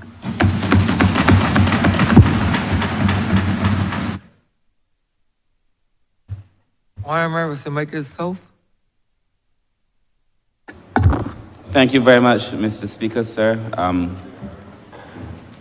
I will try not to be extended on this particular speech, but I felt that I too I should raise and lend my voice to what I think is perhaps one of the most important conversations this country would have, even though perhaps the country doesn't recognize how important the conversation is to begin with. Mr. Speaker, sir, it is obvious to me that we need to have a conversation around population and population policy. You know, many people may think that sometimes people think the world is static, like what we had a few hundred years ago is what we still have, or that the changes that have occurred are the changes that are occurring now while the population is indeed changing. It is my opinion that we have to have a policy, sir, to allow us to plan properly for what is to come. Mr. Speaker, sir, the reality is that the world is 2,000 times the size of what it was 12,000 years ago. It is 2,000 times the size of what it was 12,000 years ago. In fact, then the population, they say, was 4 million. And now we are talking in billions. And one would think, given that rate of increase or that increase in absolute terms, that this would continue forever, that the population would continue to grow forever. But the truth is, sir, the rate of growth had stopped since about 1962, had been declining since about 62, 63. So that we could expect, sir, at some point in time, the world to start seeing reduction in numbers, sir. We know, for example, that Barbados has already started seeing that. In fact, that is what the population study tells us. That, as the Honourable Member for St. Peter said earlier, that we would have thought that we would have had 280, 290,000 people, but the census and other pieces of valuable information, they're telling us the same thing, that the population of Barbados is declining.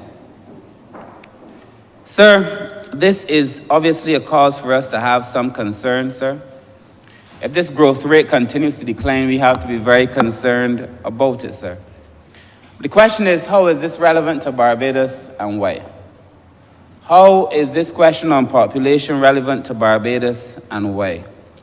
We know, as I said, that we're declining in absolute terms, but it's the rate of decline, sir, that I think should really concern us.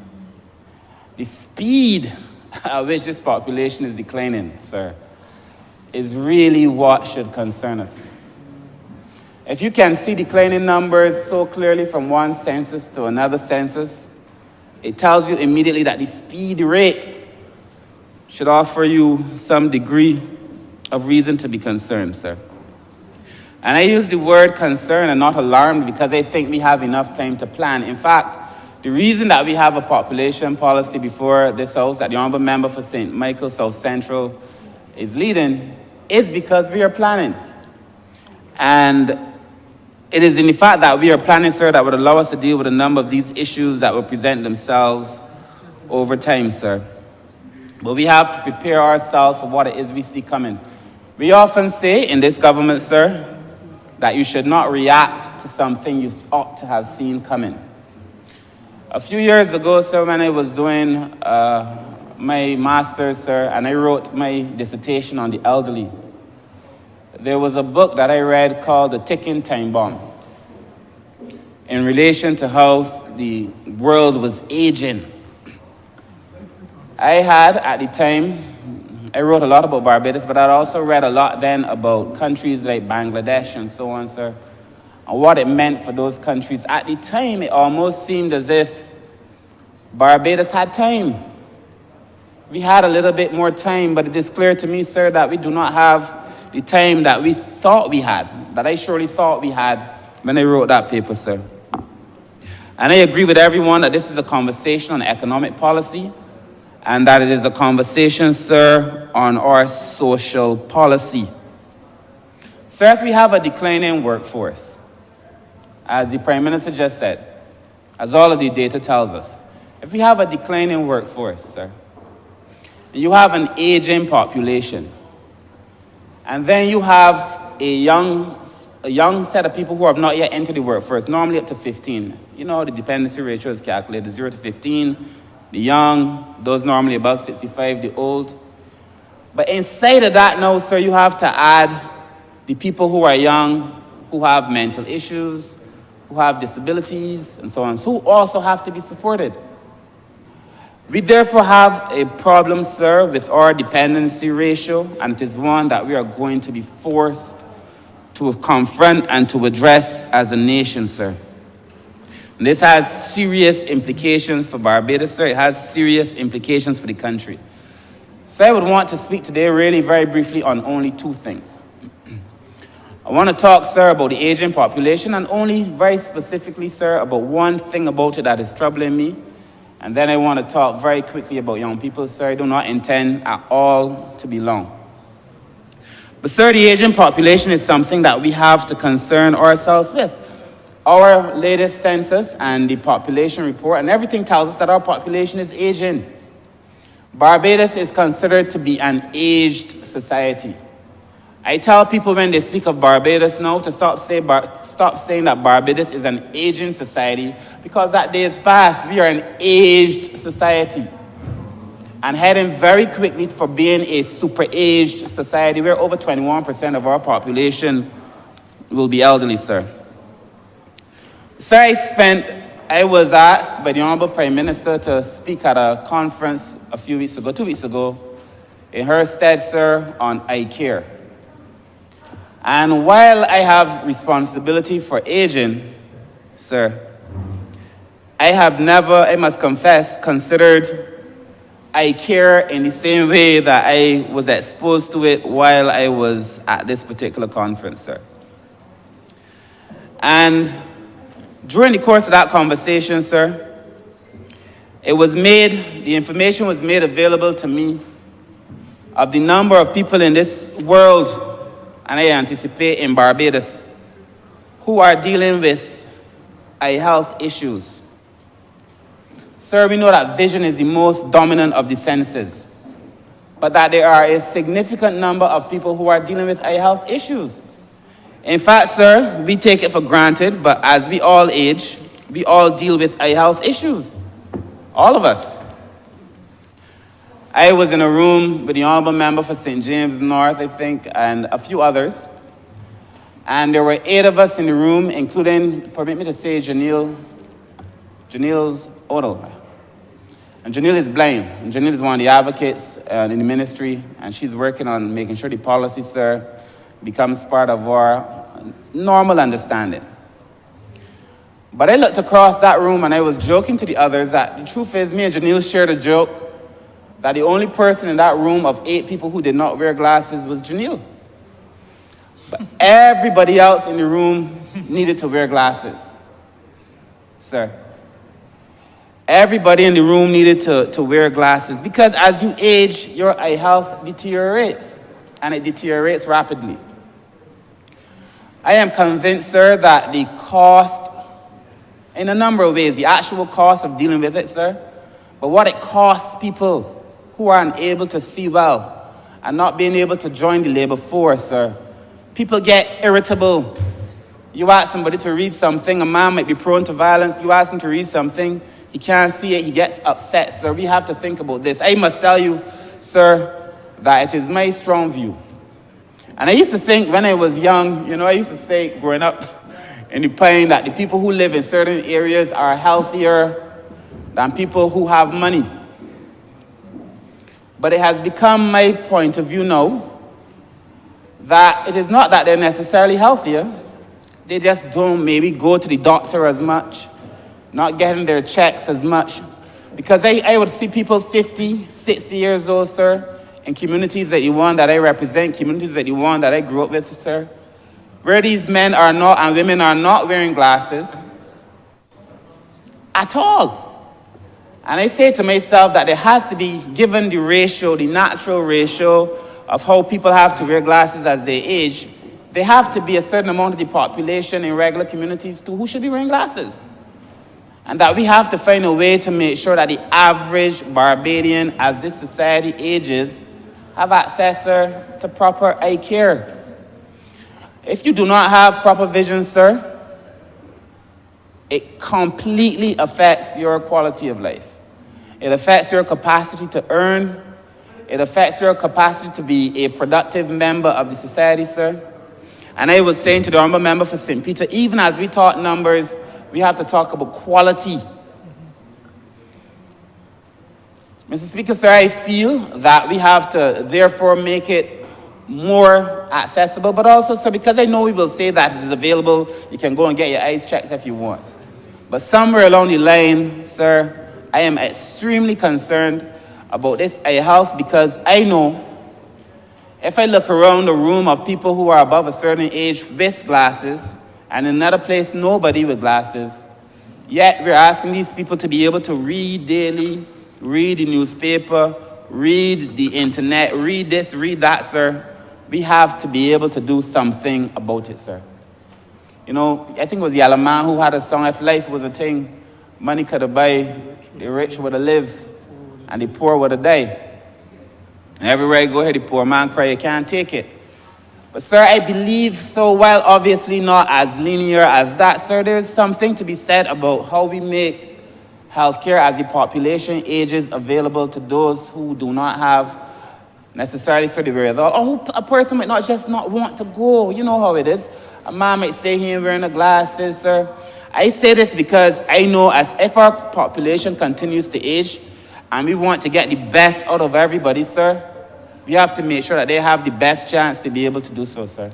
The other problem that I came into contact with is that the vast majority of people who have issues with eye health, as would be the case in this Barbadian population, and many who go blind, sir, are dealing with preventable vision loss, or what they call unnecessary blindness, sir.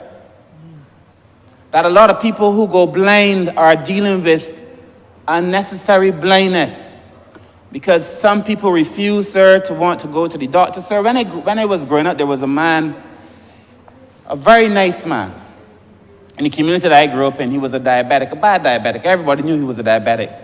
And then sometimes with diabetes, apparently you go blind, then it comes back, and you go blind, and sometimes then it went permanently.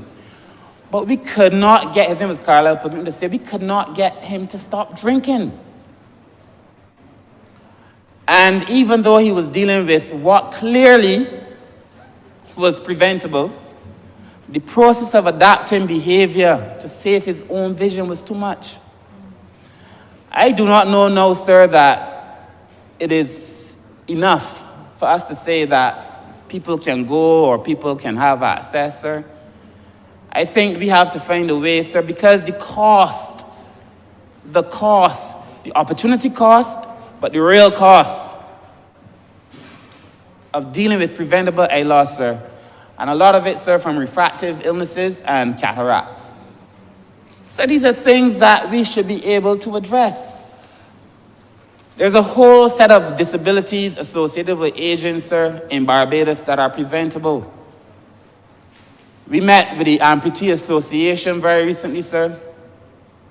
They were telling us, sir, about some of the things that they have experienced. There are just a number of things that we have to be able to fix. There can be no conversation on population, in my mind.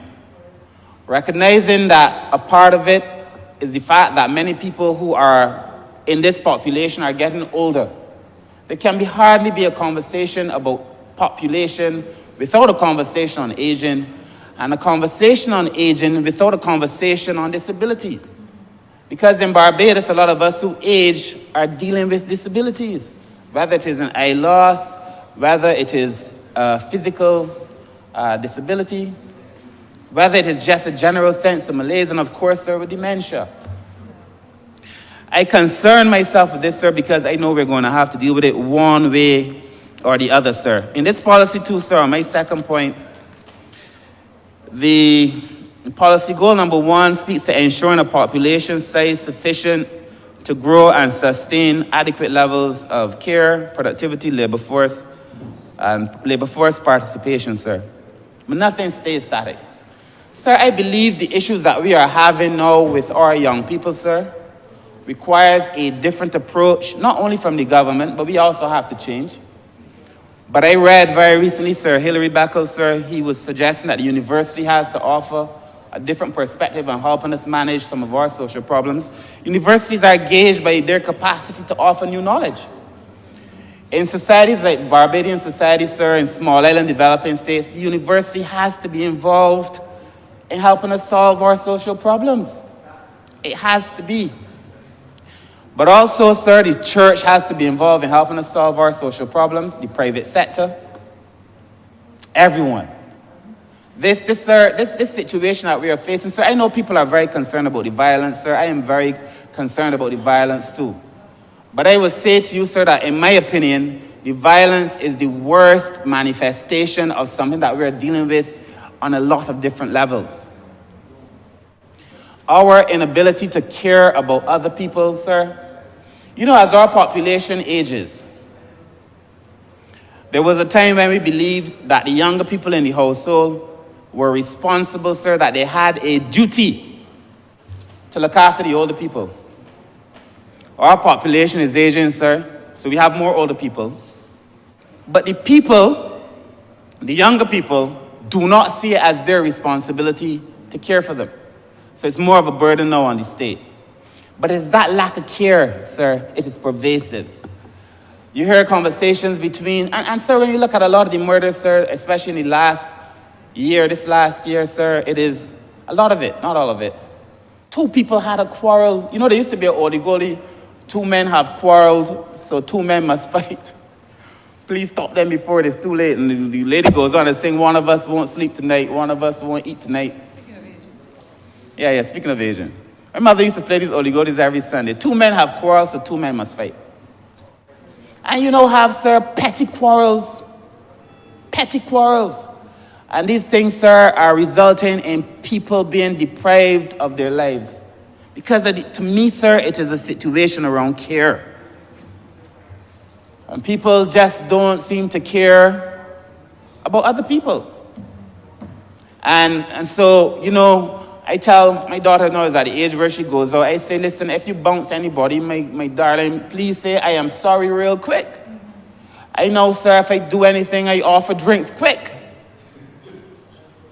Let me buy you back a drink. Quick.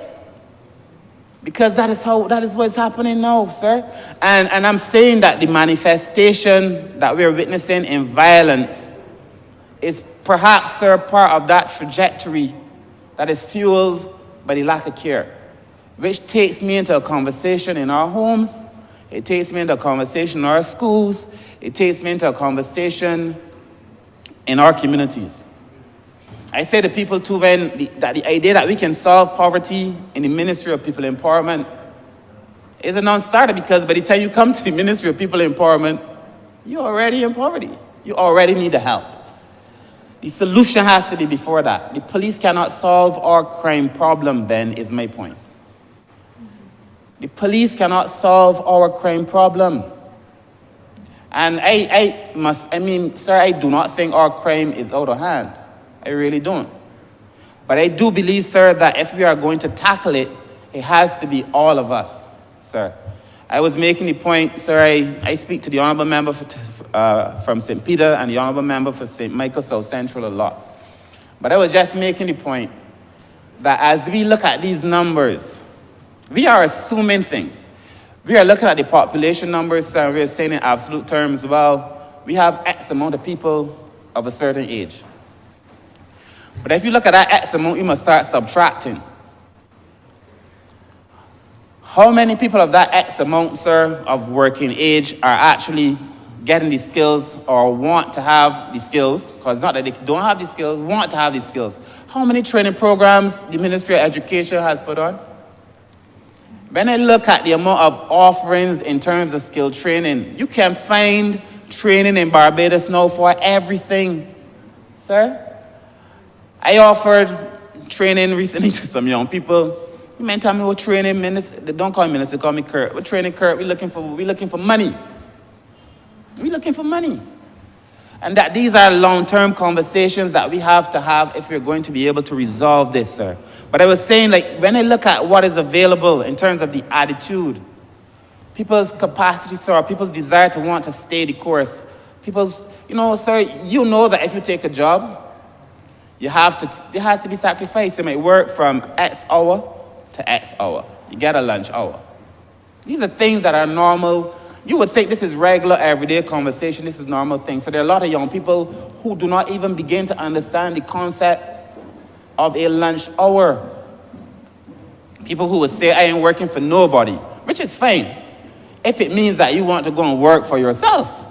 If it means that you want to be an entrepreneur. But if it means that you don't want to work at all, when we look at that working age population, sir, even that dwindles. And therefore, I suspect, sir, that we are going to have a lot of problems, sir, with aging. Aging, in my mind, is going to be the most difficult challenge before this country, because our population is aging and because simultaneously the mechanisms of care that existed for them no longer exist. And the situation with our young people, sir, because a lot of the young people, sir, need to have a different conversation. It is impossible for me, and this is probably where I divert from some. It is impossible for me in clear conscience to write off anybody. sir. There's some for whom, obviously, in a group, you will see some and you know you can't work with them. But there's some, sir, that I cannot bring it in myself to write them off. Because many of us are only in this place because a teacher believed in us. Somebody in the community believed in us. Maybe somebody in the political arena saw something in us. There is something inside everyone, sir. And we have a responsibility, I think, as a nation, to try to find it. To try to find it. They say, not all that glitters is gold. That is true. But not all that is gold glitters either. And that there is, in my view, sir, a number of young people in this country, sir, who just, with the adequate support systems, and we have to do it because the population policy is telling us that we want to produce people, sir, in goal 1 to ensure we have a population size sufficient to grow and sustain adequate levels of care, productivity, and labor force participation. If you want that, sir, you can. There's no way you can have that if you're excluding the young people, sir. We have to find new tools to be able to address some of these old problems. Because the old problems are manifesting themselves now in new ways, sir. In new ways. So I could speak at length, and I won't, sir, because I really want it to be brief. I could speak at length, sir, on this matter, but it is clear to me, sir, that on aging and in terms of youth, we're going to have issues, sir. Mr. Speaker, sir, in our elderly policy, we discussed a number of things, including housing. The Honourable Prime Minister just spoke that in this year's estimates, the ministry was given monies to build out facilities. We've been actively going across the country looking at different places, sir. I think we've identified a place, and very soon we'll be taking a paper to Cabinet and hopefully thereafter constructing a facility, sir, to allow for daycare for the elderly, sir. I would like to have 2 facilities to start off. One, sir, we were starting in the east because we already have a space at Sterling, and one closer to town. But I also want to have one, sir, quickly thereafter in the north, and one in Christchurch, just to begin with. And I think it is going to be important that we build these facilities, sir, because obviously, if I say to you that the mechanisms of care that we thought we could rely on no longer exist, the state is going to have to play that role. But here's the dilemma. Eventually, even the aging increase will plateau, and then it will decrease because we have less and less people. If you overbuild facilities, as they have done in some places in Japan, if you overbuild, then once the decline starts to happen, you have a whole set of facilities, and you won't have people to fill those facilities. It's part of the planning process. So we have to plan carefully, we have to plan thoroughly, we have to plan using the data, sir. I believe, sir, that the international statistics tell us, sir, that when we look at aging, there is so much opportunity, either in terms of people's capacity to consume, because the older population generally has access to more resources. So to be able to be consumers, but we also have to look at older people as producers. This population study tells me, sir, that we're going to have to find ways for older people to be part of the economy. So that's what they call their silver economy.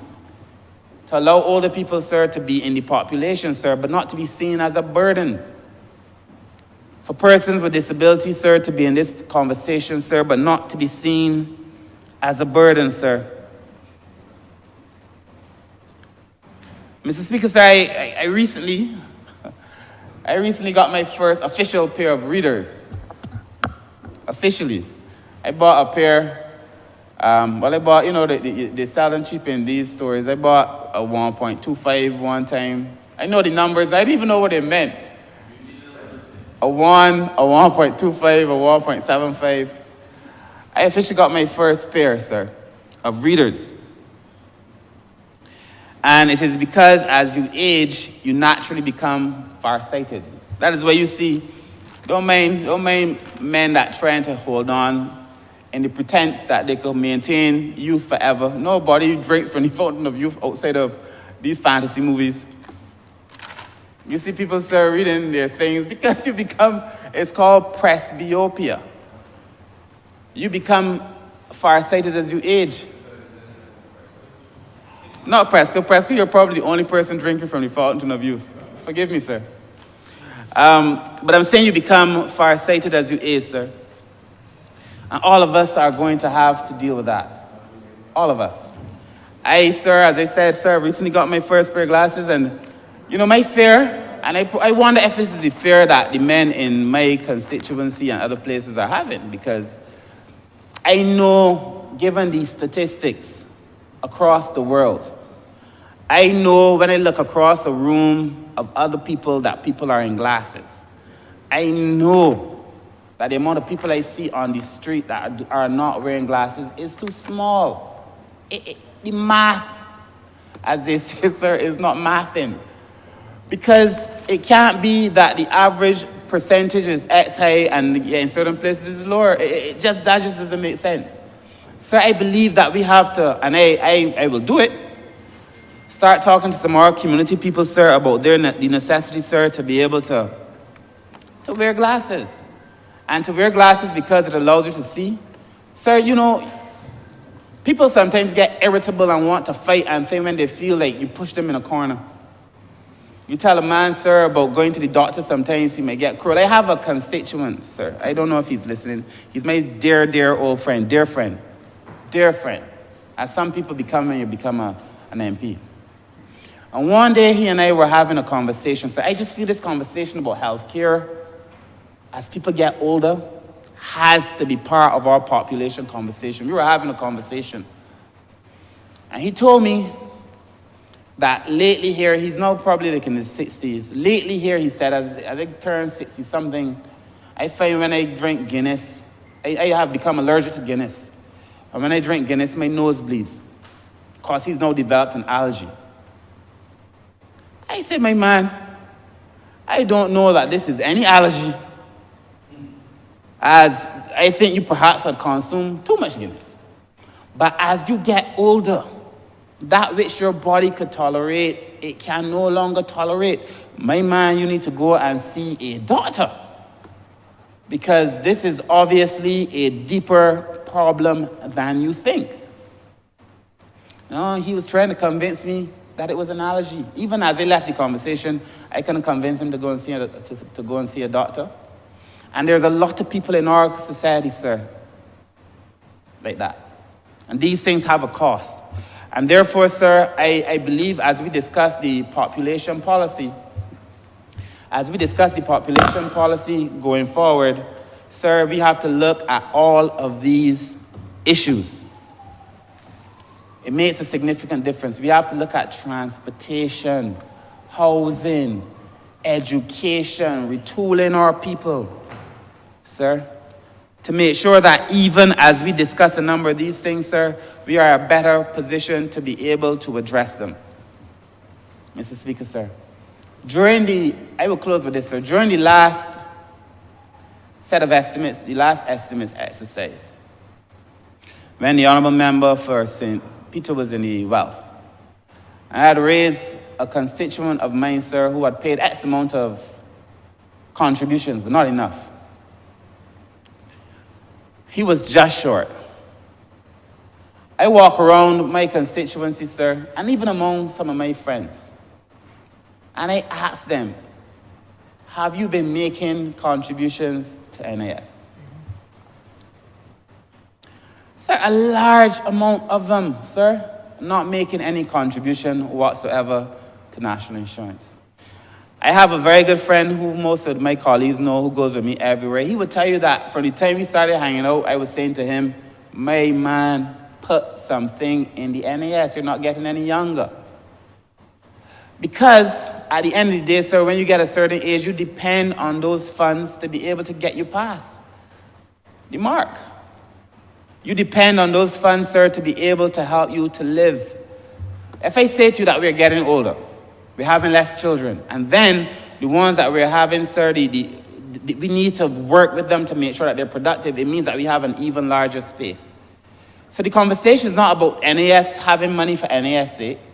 The conversation is about us being able to support an aging population when it is inevitable that the population will age.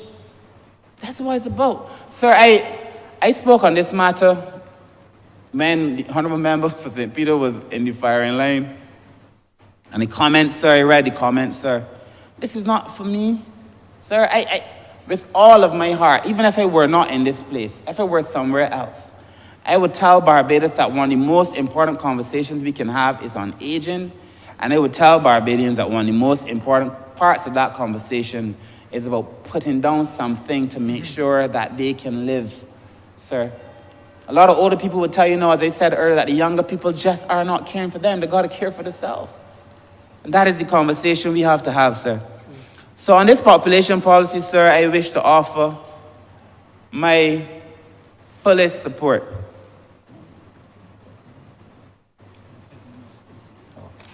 I wish to offer my fullest support, sir. I want to make sure, sir, that Barbadians recognize, sir, that this is a planning tool. We are planning. The population policy allows us to plan. It is that we see what is happening and we are planning for it. As will be the aging policy, as will be the disability policy, and so on, sir. So I wish to support this policy, sir. I give it my fullest support, sir, just as a Barbadian, but I also give it my fullest support, sir, as the minister responsible for aging. And I commend the good work that is being done by the Honourable Member for St. Michael South Central and all of the team, sir, who has worked to make sure this is possible. Thank you.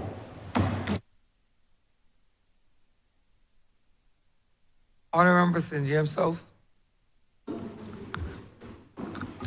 Thank you very much, Mr. Speaker. I want to start by congratulating the speakers who've gone before me, who've spoken so ably about the crisis that we're facing as a result of population policy. And the reason why I consider it important to share in this debate is because deep in my heart, I have a deep commitment for us being able to build a republic, a country that works, a country that prospers. And the Honourable Member for St. Michael Northeast can tell you that there are 3 or 4 different crises in the world, each one capable of toppling the prosperity of this country if it's not properly handled or managed. In the past, we've spoken about the impact of climate crisis, the impact it will have on food and availability of water. We've spoken about the impact of climatic events that could wipe us out in one night. If the global financial architecture remains unchanged, it will be difficult for us to move forward as a country. And the fourth is this population crisis. And has been so ably mentioned by the other speakers in terms of the numbers that affect us. This population crisis is going to make it difficult for us to create a viable society where people can create a decent living for their families. Now, we've heard that we are at 270,000 people. And as I've shared on other occasions in this chamber, the number of people that you have actually working matters to the cost of living. If you have 1 million people, sir, and you have to build a hospital or you have to build an airport, you have more people sharing the tax burden of providing that hospital or providing that airport. If you're only 270,000 people, then the tax burden becomes heavier because you have fewer people who are actually carrying the cost of the provision of goods and services. And therefore, it cannot be too strongly put what this imbalance in our demographic is going to do to us if we do not very quickly start putting things in place to address our population crisis. We will have spoken about the fact that you will have insufficient contributions to your NIS. That will collapse. But a government that is forward-thinking, that cares, that is competent, We'll start and make the necessary adjustments. And that's what we did a couple of years back when we made adjustments to the NIS, and we alerted the people that as we go forward, as the dynamics change, if we have to keep making adjustments, we will do so, because it's important to keep the NIS solvent. The imbalance in the population, we were told, will impact on tax revenues, simply because you have more than half of your people by 2050 will be over the age of 60. And therefore, the working population that we have to work with is going to be extremely limited. Of the 139,000 that would be left, most of those, about 40,000 of those are going to be children. So you're going to have something like 95,000 people who are going to work. Now, here is the additional crisis. If you have 95,000 who are working, and the majority of them are in low-wage jobs, then you will never generate sufficient economic activity to grow the economy. You will not generate sufficient consumption to fuel new enterprises that will provide jobs for the young. You're not going to trigger sufficient income to be able to give government its tax revenues to support the services that we've taken for granted for so long. And therefore, one of the issues that would be relevant to us in dealing with the population crisis is found in the vision and plan of this government for this country in terms of what we're seeking to do in terms of economic growth. Let me just share a few thoughts on that. While the quantity of persons is important to this process, it is the quality of the individual that matters.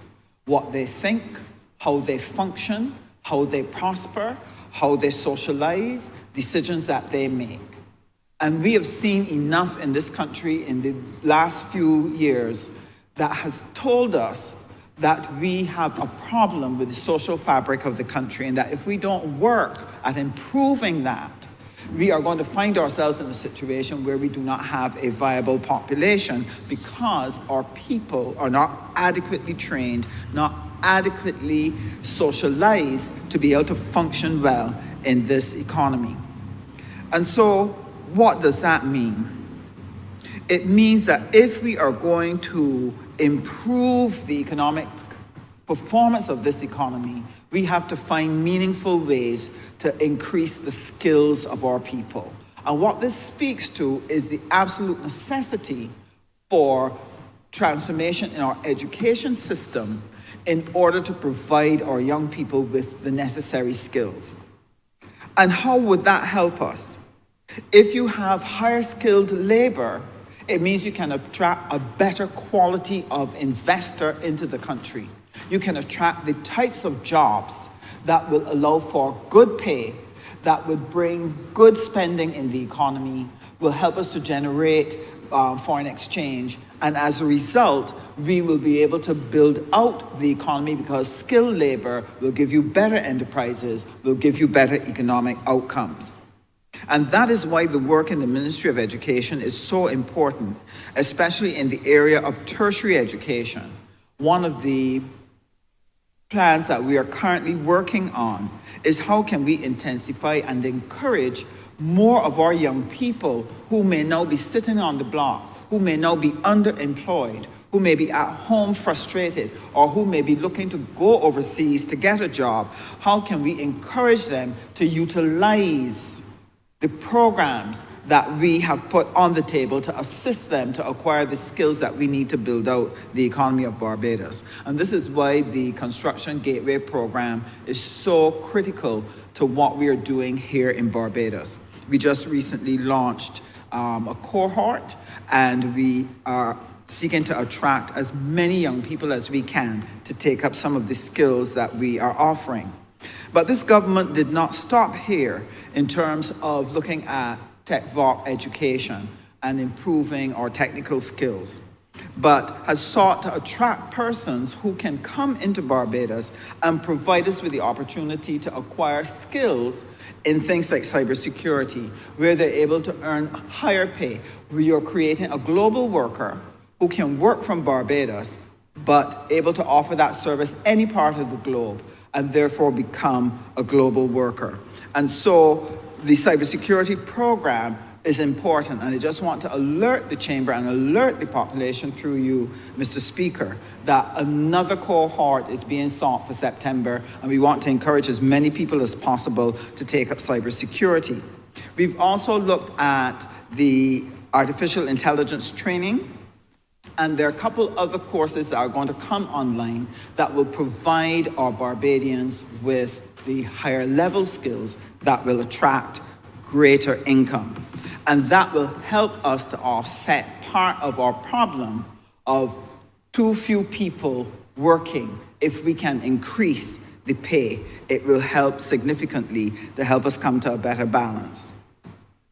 I have been very pleased with the process that we have engaged in with the National Transformation Initiative, where we've been able to offer through Coursera a whole series of training programs that again will help to lift the skills.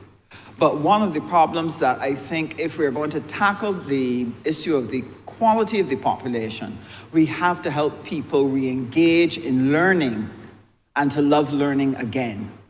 People have become disengaged with learning.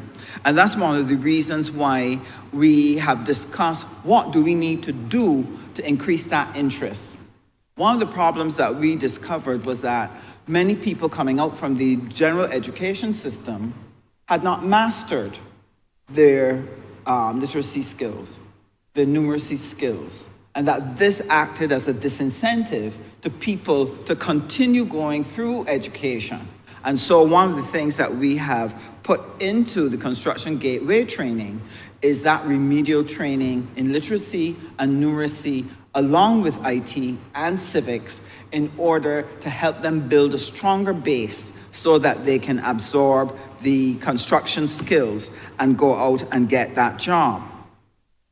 So quality of the population matters, and the Ministry of Education is doing its part under the leadership of the Honourable Member for St. Philip West to bring the necessary transformation that will give us the base from which we are going to build our republic. But there is an underlying philosophy that needs to underpin the building out of our republic, and it is taking a different look at how economics can work. In economics, we've been told a lot about the economics of scarcity. And this is generally a man-made situation, where if there's scarcity of any product or any resource or material, and lots of people are demanding it, the seller recognizes, here's an opportunity for me to make more money, so I'm going to raise my price. And what does that do? It suctions monies from out of the pockets of people and channels it into a few hands who are in the lovely, wonderful position of having that scarce resource. But what does that mean, sir? It means that if I normally pay $200 for an item and it suddenly jumps to $400, it means that the $200 extra that I have to add, now somebody else is deprived of that particular spending. So what the economics of scarcity does, when people use scarcity to keep raising the price, it keeps destabilizing the enterprises within the system. And this results in loss of jobs, and it affects the economy significantly. So what is an alternative approach that we can use if we're going to build out quality populations? The first thing I believe that is important is that each person has to be able to discover and develop their potential. That if each individual is able to acquire skills in the area of their interests, skills in the area for which they have aptitude, they will bring a level of creativity, innovation, passion, and interest to that particular area. Just imagine if we were able to accomplish that in Barbados. What you would have would be passionate, energized workers going to work every day because they were doing something that was consistent with them. Not only would they be able to get a job because of the interest and passion, they're able to bring creativity and innovation. And if we start to help our people commercialize their innovations, know how to take that idea and make a business out of it, this is where now they too can become part of the entrepreneurial class and part of the asset building class. And this is important. Once people have the ability to do what is consistent with them and be creative and innovative, it means they're going to bring to market goods and services that have global value, that have global interests. It means, sir, that as those people operate, the enterprises will grow strong and be able to do more export. If we could accomplish that in Barbados, our economy would grow. That economics of abundance, where people are using their creativity to create goods and services and generate jobs because of it. It means, sir, that people being able to work, producing money, developing assets, earning from their entrepreneurial talents, now can increase their consumption. And that increased consumption will again lead to the growth of more and more enterprises. And therefore, if Barbados is going to tap into a system such as that, where we are able to produce people who can bring innovation to the marketplace, it means that we have to have that revolution in how we're doing our education, how we're doing our technical and vocational training. And that is where the work is for the tertiary level students and the tertiary level institutions.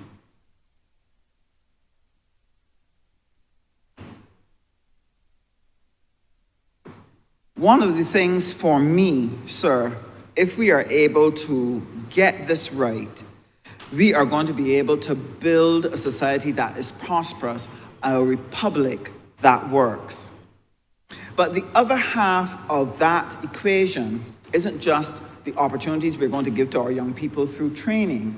It is what will happen to our aged population. In my own constituency, I have 11,000 people. And of those, close to 6,000 are over the age of 50. And that is a worrisome thing, sir, because their families are small, their children are living overseas, and it's difficult. Their care is difficult as they get older, as they become enfeebled, as they become unable to work, to go to the supermarket, to wash, to clean the house, things like that. And so, one of the things that Barbados has to look at, and I want to thank the Honourable Member for St. Michael South, who spoke about the care for the elderly and the importance of re-engaging some of the seniors into work and providing services for them that would allow them to be able to re-engage in the economy. That means that we have to look at how we're going to build out our silver economy. The elderly need a set of services and goods provided to them in such a way that those goods and services are within their reach, within their means, and is delivered to the quality level that allows them to be able to comfortably live in their homes. And therefore, it is important that we look at how we are going to respond to the opportunities in the silver economy. This means that we have to turn the attention of our entrepreneurs to start and examine this special group and look to see how they are going to adjust what they are doing in order to service this group, because there are opportunities there for work, for building prosperity, serving within the silver economy. Areas such as health care, their food and diet, their need for exercise, being able to conduct business, their need for recreation, the need for care and respite facilities, the need for financial services. All of these are going to be important if we're going to properly serve the silver economy. Now, on the area of recreation, I just want to give a quick example of how we are losing within the economy when we are not looking at the provision of services. One of the services that is going to be quickly needed for our elderly population, there are two that are of critical importance. One is being able to use a computer so that they can improve their ability to live independently. That's going to be very important. But for the same reason that was shared earlier, the lack of ability to see at night has caused many elderly people to withdraw from social activities. They don't go to anything that is going to finish after sundown. And so immediately they curtail and limit their capacity to go out, like at crop over, to go to those activities, going to church, going to special concerts. All of these are things that now become unavailable to them because they do not want to risk to be on the road.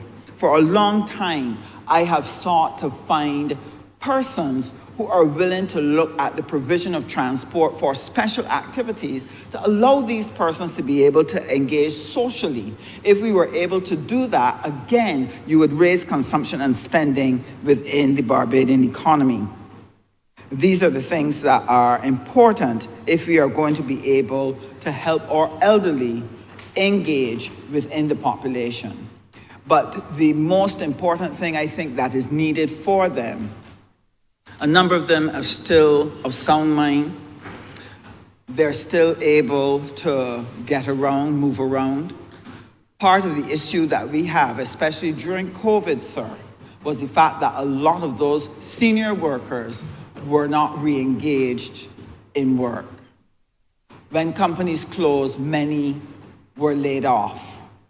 When companies re-engaged staff again, they stuck with their younger workers. And so we have a number of people who never got to finish that mortgage, who did not get to complete having their child get through university. People who wanted to do traveling, who were unable to do so because now they're deprived financially because of what would have happened during COVID. And one of the things that we have to spend some time thinking about is how are we going to create economic opportunities for seniors to be able to work again. Many of them do not wish to work 5 days a week. They don't want to work 40 hours a week. What they want is the opportunity to be able to work 2 or 3 days a week so that it fits within their energy output, it fits within their interests, but at the same time, they're going to be able to earn. If we are not able to help them do that, one of the backlashes from that, sir, is going to be their inability to maintain their housing. Their housing will start to deteriorate. It will get more and more costly as they seek to respond to the fact that the house needs repairs. And eventually we will find ourselves with a number of structures that are uninhabitable. We will find ourselves with a huge bill trying to rehouse seniors because we did not find the mechanism to help them re-engage in activities where they could earn some money, not every single day, but at a pace that they could manage, but would make a difference to their income. And so, sir, I want to close by saying our republic needs to meet the needs of everyone.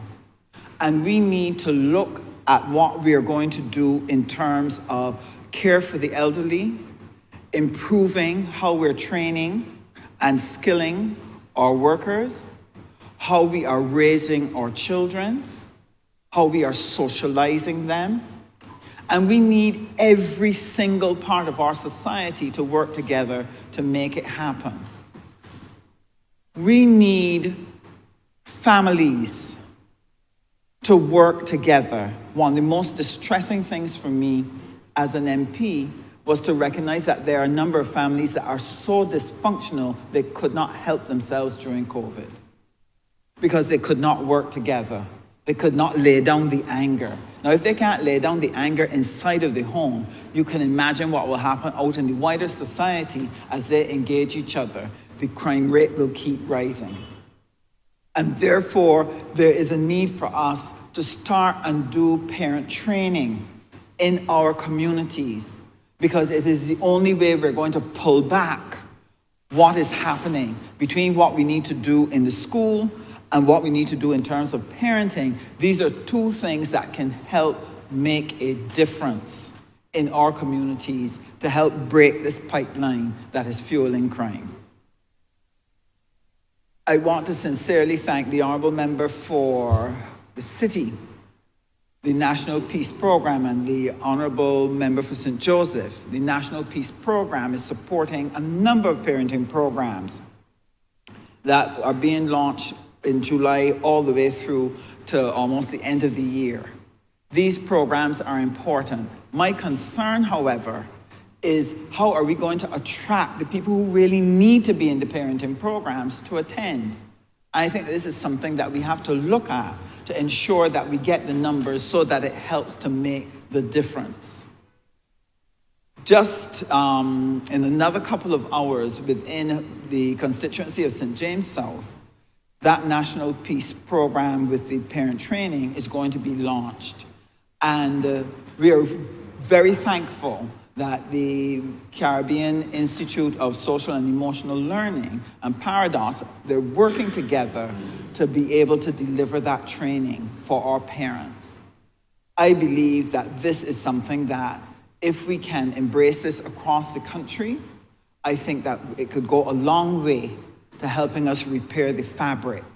Because right now, there are some parents who are not capable of rebuilding the fabric because they themselves were never properly parented. So, Mr. Speaker, I just want to thank you for the opportunity to have shared in this debate, and I want to congratulate the Honourable Member for St. Michael South Central for piloting the bill and the speakers who have shared, and let us continue to work together to build a better republic, build a better Barbados in which our families can live and prosper and our seniors can live in security and peace. Honourable Member St. James North. Thank you, Mr. Speaker. I rise to join and contribute to this debate, which, as the Honourable Member for St. Michael South said, is not, he didn't use these words, one of these sexy debates, but which is really an important, very important and significant debate to our socio and economic and cultural development. When I was a young boy, 50 years ago, I believe at that time Barbados was the second most densely populated country in the world per square mile. It is no longer that. It is, I think, way down, probably about the 19th most or around there. And that's as a result of what we've heard repeatedly throughout this debate, that our growth rate within the last 50 years has been very low. In fact, it's the lowest population growth rate in CARICOM. And our population has grown only by 16.5% in the last 60 years. We've heard as well, of course, that our fertility rates have remained below replacement rate since 1980, I believe is now estimated to be 1.9 per person, as when the replacement rate to keep the population at the same level even is 2.1 per child.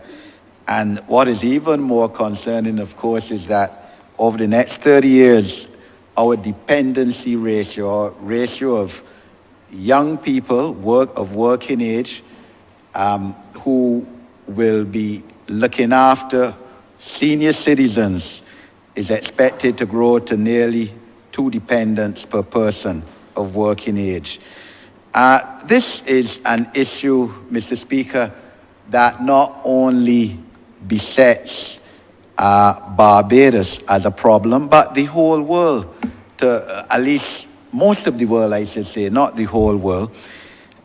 And it is especially so in the developed world, the so-called richer countries, the OECD countries of the world. And in fact, The Economist magazine, in its edition of May 25th this year, less than 2 months ago, in an article entitled, "Can Rich Countries Spend Their Way Out of a Baby Shortage?"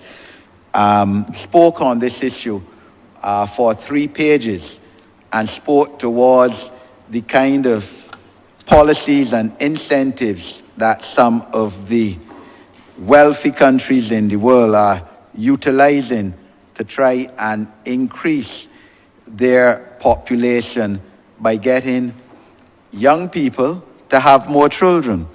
So in fact, France, since this century, has dispersed 3.5 to 4% of its GDP a year on a mixture of handouts to young people, to couples, tax break services, to try to increase its population. The Nordic countries, as we know, combine a lengthy maternity period, up to 1 year, I believe, even more, in Sweden or Finland, with getting generous child care. And of course, some European countries combine that with a paternity leave as well. China, of course, there are provinces in China which are offering newly married couples a lump sum, but only if the bride is below age 25. In other words, their philosophy is the younger the bride is, the more children the couple will have. And in Russia, women who have a child before they turn 25 will be exempt from income tax payment.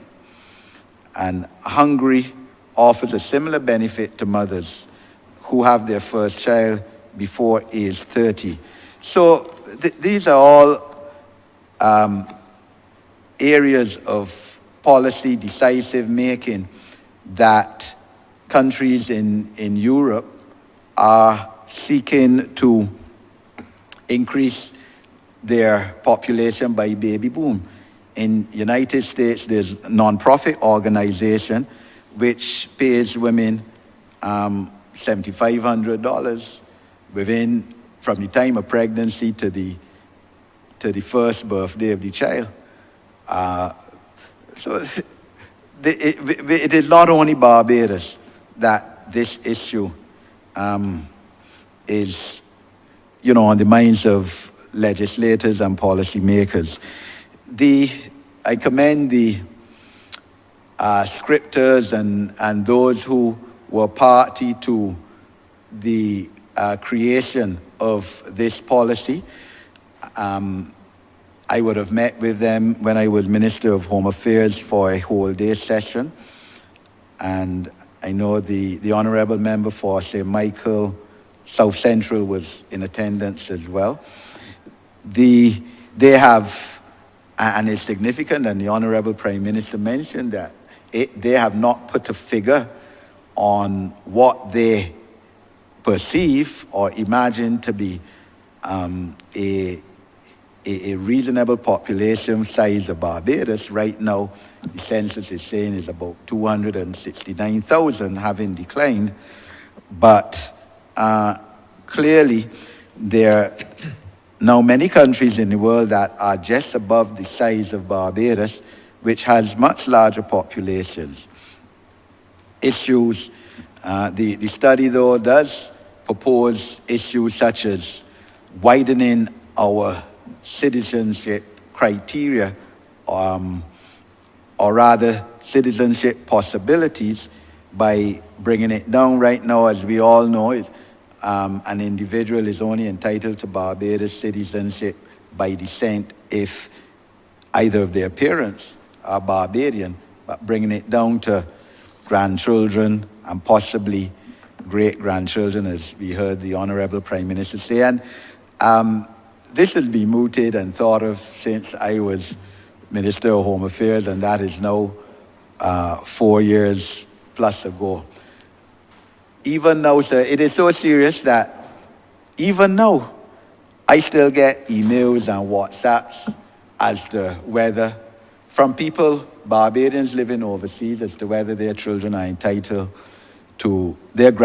are entitled to Barbados citizenship yet.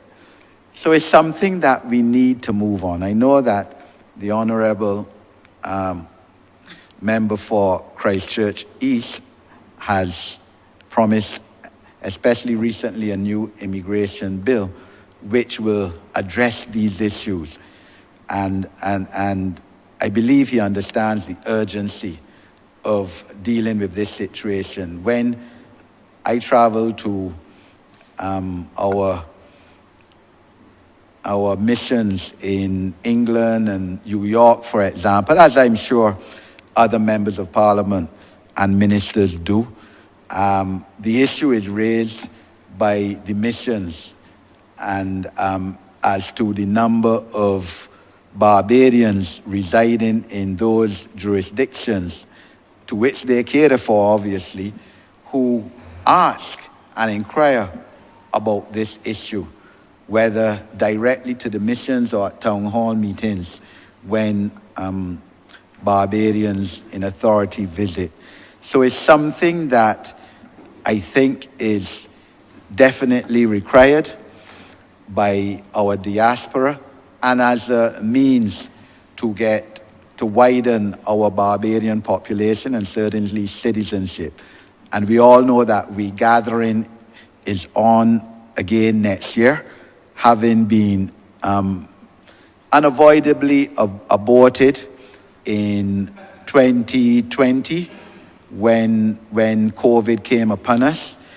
And I believe that will be an opportune time for us to have new immigration legislation in place and policy so that we can offer the children, the descendants of barbarian citizens beyond their children, citizenship of Barbados. We have to, of course, encourage repatriation of barbarians and stem our brain drain.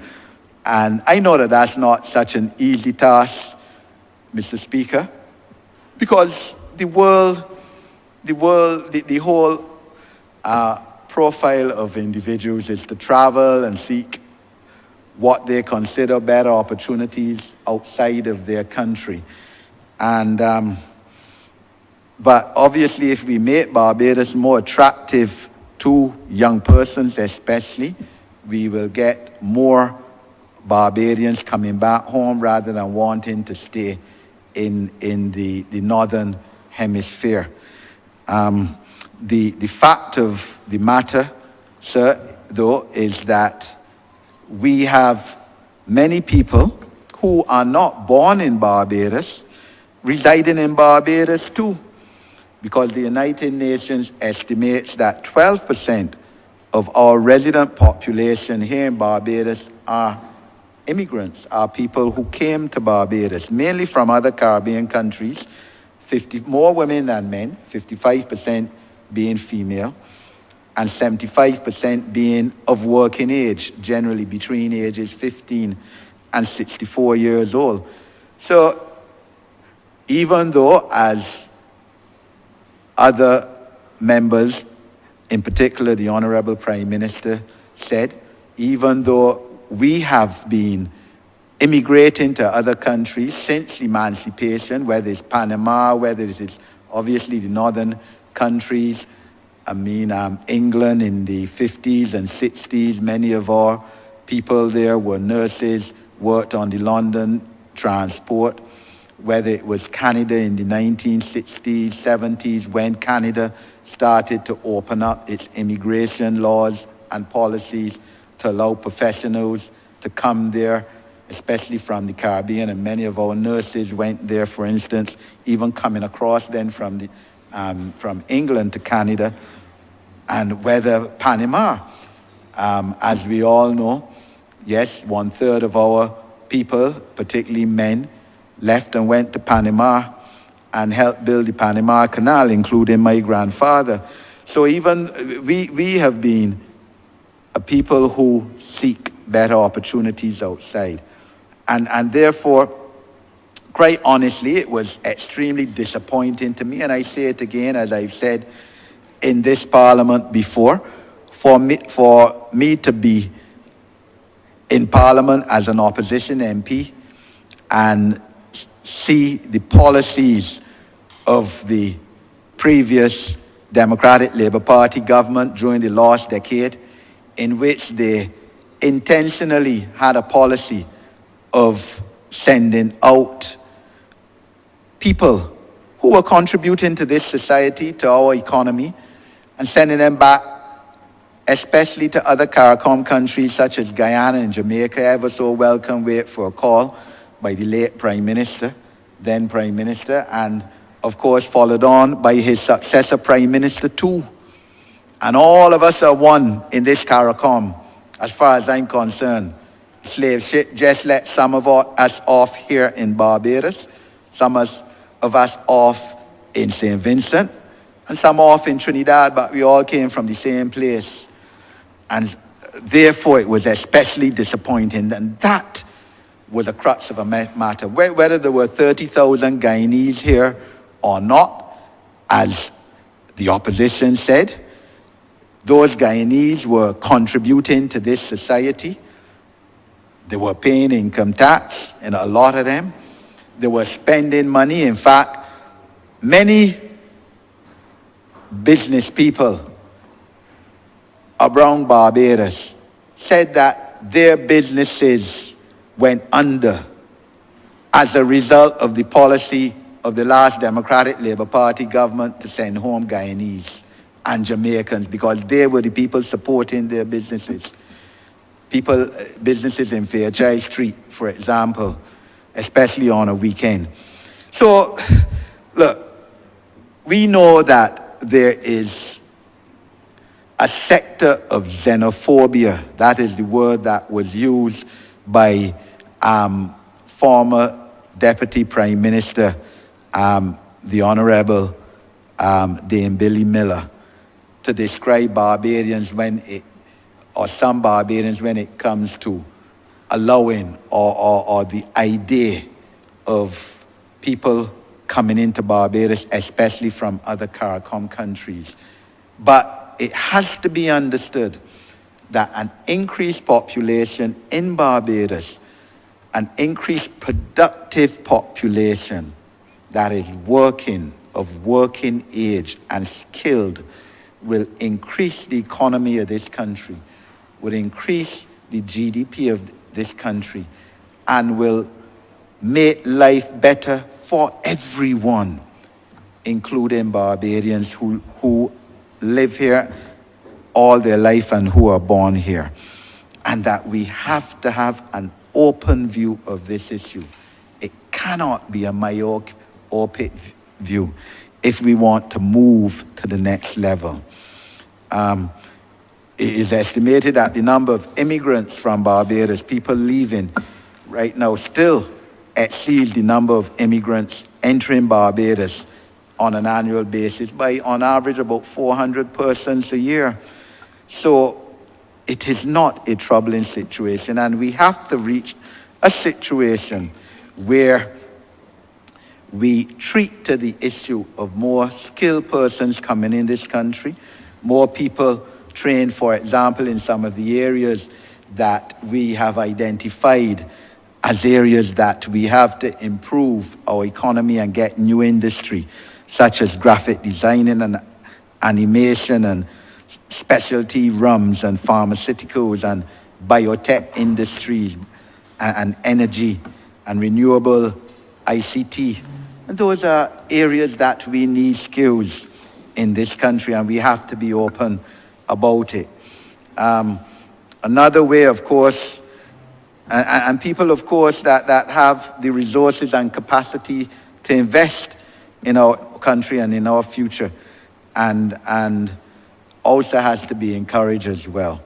Therefore, I look forward in anticipation for a debate on the immigration legislation. I know that the Honourable Prime Minister has said that that legislation, as is the recent bent of Cabinet and Parliament, will go before one of the select committees of Parliament which were formed last year for wider public consultation. We had some consultations, I believe, earlier. I know the Population Commission had consultations as well, because I attended a meeting last year, a town hall meeting, that was held at Alexandra's School. The issue, though, Mr. Speaker, is that it was disappointing that many more Barbarians did not attend and participate in these town hall meetings. And this is a problem, that this government has been extremely transparent and accountable, much more so than any previous government, giving our people the opportunity to input, but our people largely don't take up the opportunity. And then when you pass the legislation, when you pass the policy, and something happens that affects them, you then get a big lot of noise and long talk. And I urge Barbarians to come out more in this participatory democracy that this government has created and is seeking to further, and have a say in these issues that would affect us. The issue has come up as to a fear among Barbarians that more people in this country will put harder work on our infrastructure, on our public utility network and transportation, and our water supply, and our health and educational services. Even though that is clearly a challenge, as I said, sir, when more productive people are in Barbados, our economy will grow. One of the challenges will be to ensure that these people, working age and who are working, pay the income tax and pay the NIS. And that is very important, because there are too many people that feel that they are doing well by cheating government and not paying income tax. I came across a person the other day, sir, who gladly told me makes about $10,000 a month in one of the trades. I wouldn't say which trade, because I don't want any identification of the person. But he doesn't pay any income tax, doesn't pay any NIS. In other words, he making more than my parliamentary salary, but not paying any income tax or NIS. No. The government authorities have to tackle this issue. And it will be interesting to know from the NIS department, by whatever name called Social Security Services, to know, since the adjustment and change and making it easier for people to pay NIS and to pay by installments as the work, let's say these 2 months to pay in then, but the month they don't pay, don't have to pay in. It'd be interesting to know that with those adjustments which came into effect on the 1st of January this year, whether the percentage increase in self-employed persons paying NIS has moved significantly from what I believe we were told was just 15% last year when the amendments were debated, led by the Honourable Member for St. Peter, and I think it was September last year. Because a dent has to be made, and people need to understand that they need to pay the income tax and the NIS, because you can't want all the social services, free education, free healthcare, or you want all the roads repaired, street lights, any house that licked down the roof off during burial or else repaired by government, even if you have the money to repair it, fishing boats now to get repaired, but you don't contribute to the gross, to the income tax and to the NIS. So this is a challenge that will have to be looked at once we're bringing in more people. But I have no fear about about the overextension of our educational and healthcare system and our infrastructure and public utilities, because I believe that as we grow, all of those would be looked after with more money in our economy. The number of Bajans, and this is an interesting statistic as well, Mr. Speaker, that the study brings out, that the number of Bajans living overseas total almost 30% of our population. So in other words, if our population is about 270,000, about 90,000 born and bred Bajans live overseas. And that's an interesting statistic. And like I said, when you add up their children and the grandchildren, you can start seeing that. And once we make Barbados more attractive, we will get some of them back. That's the truth, especially, I suppose, as they seek to retire. But we also want some young, productive Bajans and persons of Bajans descent to come here as well. Even if it is, because we have a more attractive environment and more attractive climate. The issue of government, therefore, as well, has to look at issues such as paternity leave. And I know that it is something that the administration is looking at. I believe it was in the Barbados Labour Party's 2018 manifesto. I can't recall if it was in the 2022 one as well. But I know that can have a bit of complications because there are some men that might want to claim maternity leave for two sets of children from two different women. But it's something that certainly the administration needs to reflect on. Issues of flexible working arrangements is also something that has to be looked on, because let's face fact that with the main burden for raising children being on women, we have to come to a situation, and for many reasons, where we have a better facilitation of flexi work. We had it during COVID, sir, and we can do it again, even working from home, some people. So these are issues that would need to be addressed as well. I agree and support the argument by the Honourable Member for St. Michael South Central when she introduced the resolution that just calling on Barbadians to have more children, as was done on the floor of this Parliament by the Democratic Labour Party's last Minister of Education, is oversimplifying the issue, because a child conceived tonight not going to be really productive till 20 years at the minimum from now. So when the then member for Christchurch East Central stood up right there, sir, and made that statement, I was quite honestly astonished. But a simplified brain will give a simplified solution to an issue.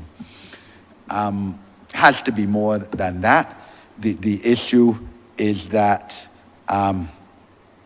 there are a lot of women who maybe, I don't even want to say below the poverty line, but living in economic circumstances that are not the best, who will ask the question, but how now you're asking me to get more children, so who can help me pay for them?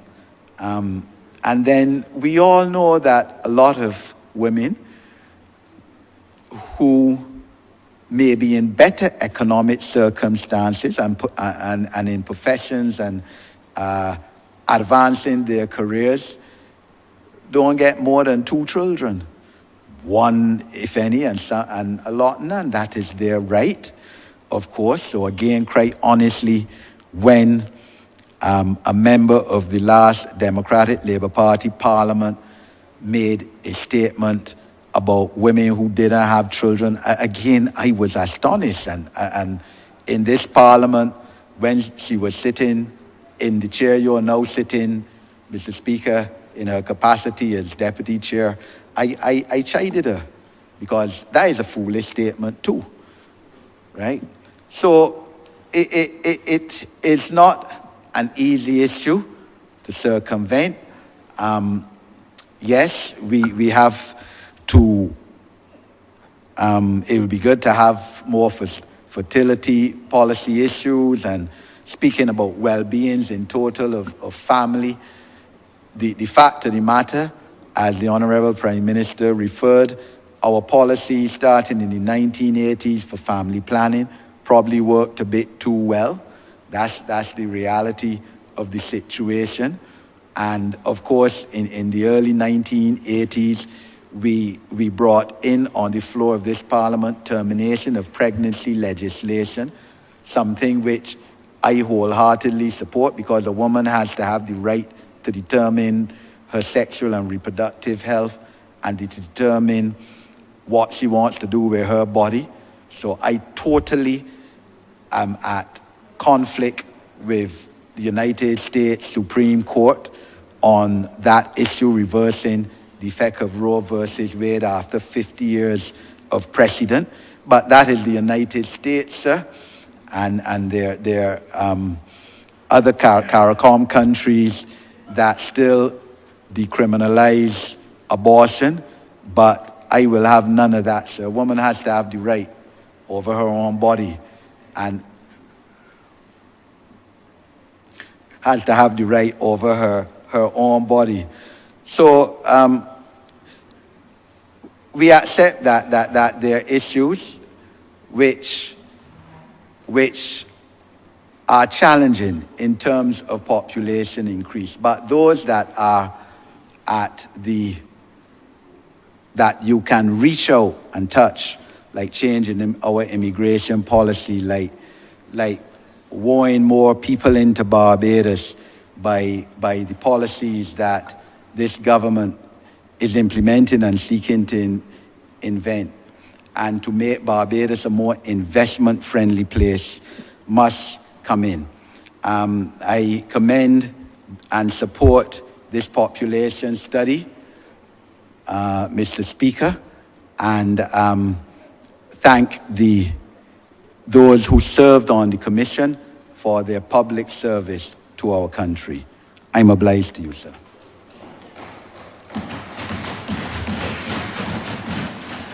Honourable St. Joseph. Mr. Speaker, I beg to move that this chamber do stand suspended for a period of 10 minutes.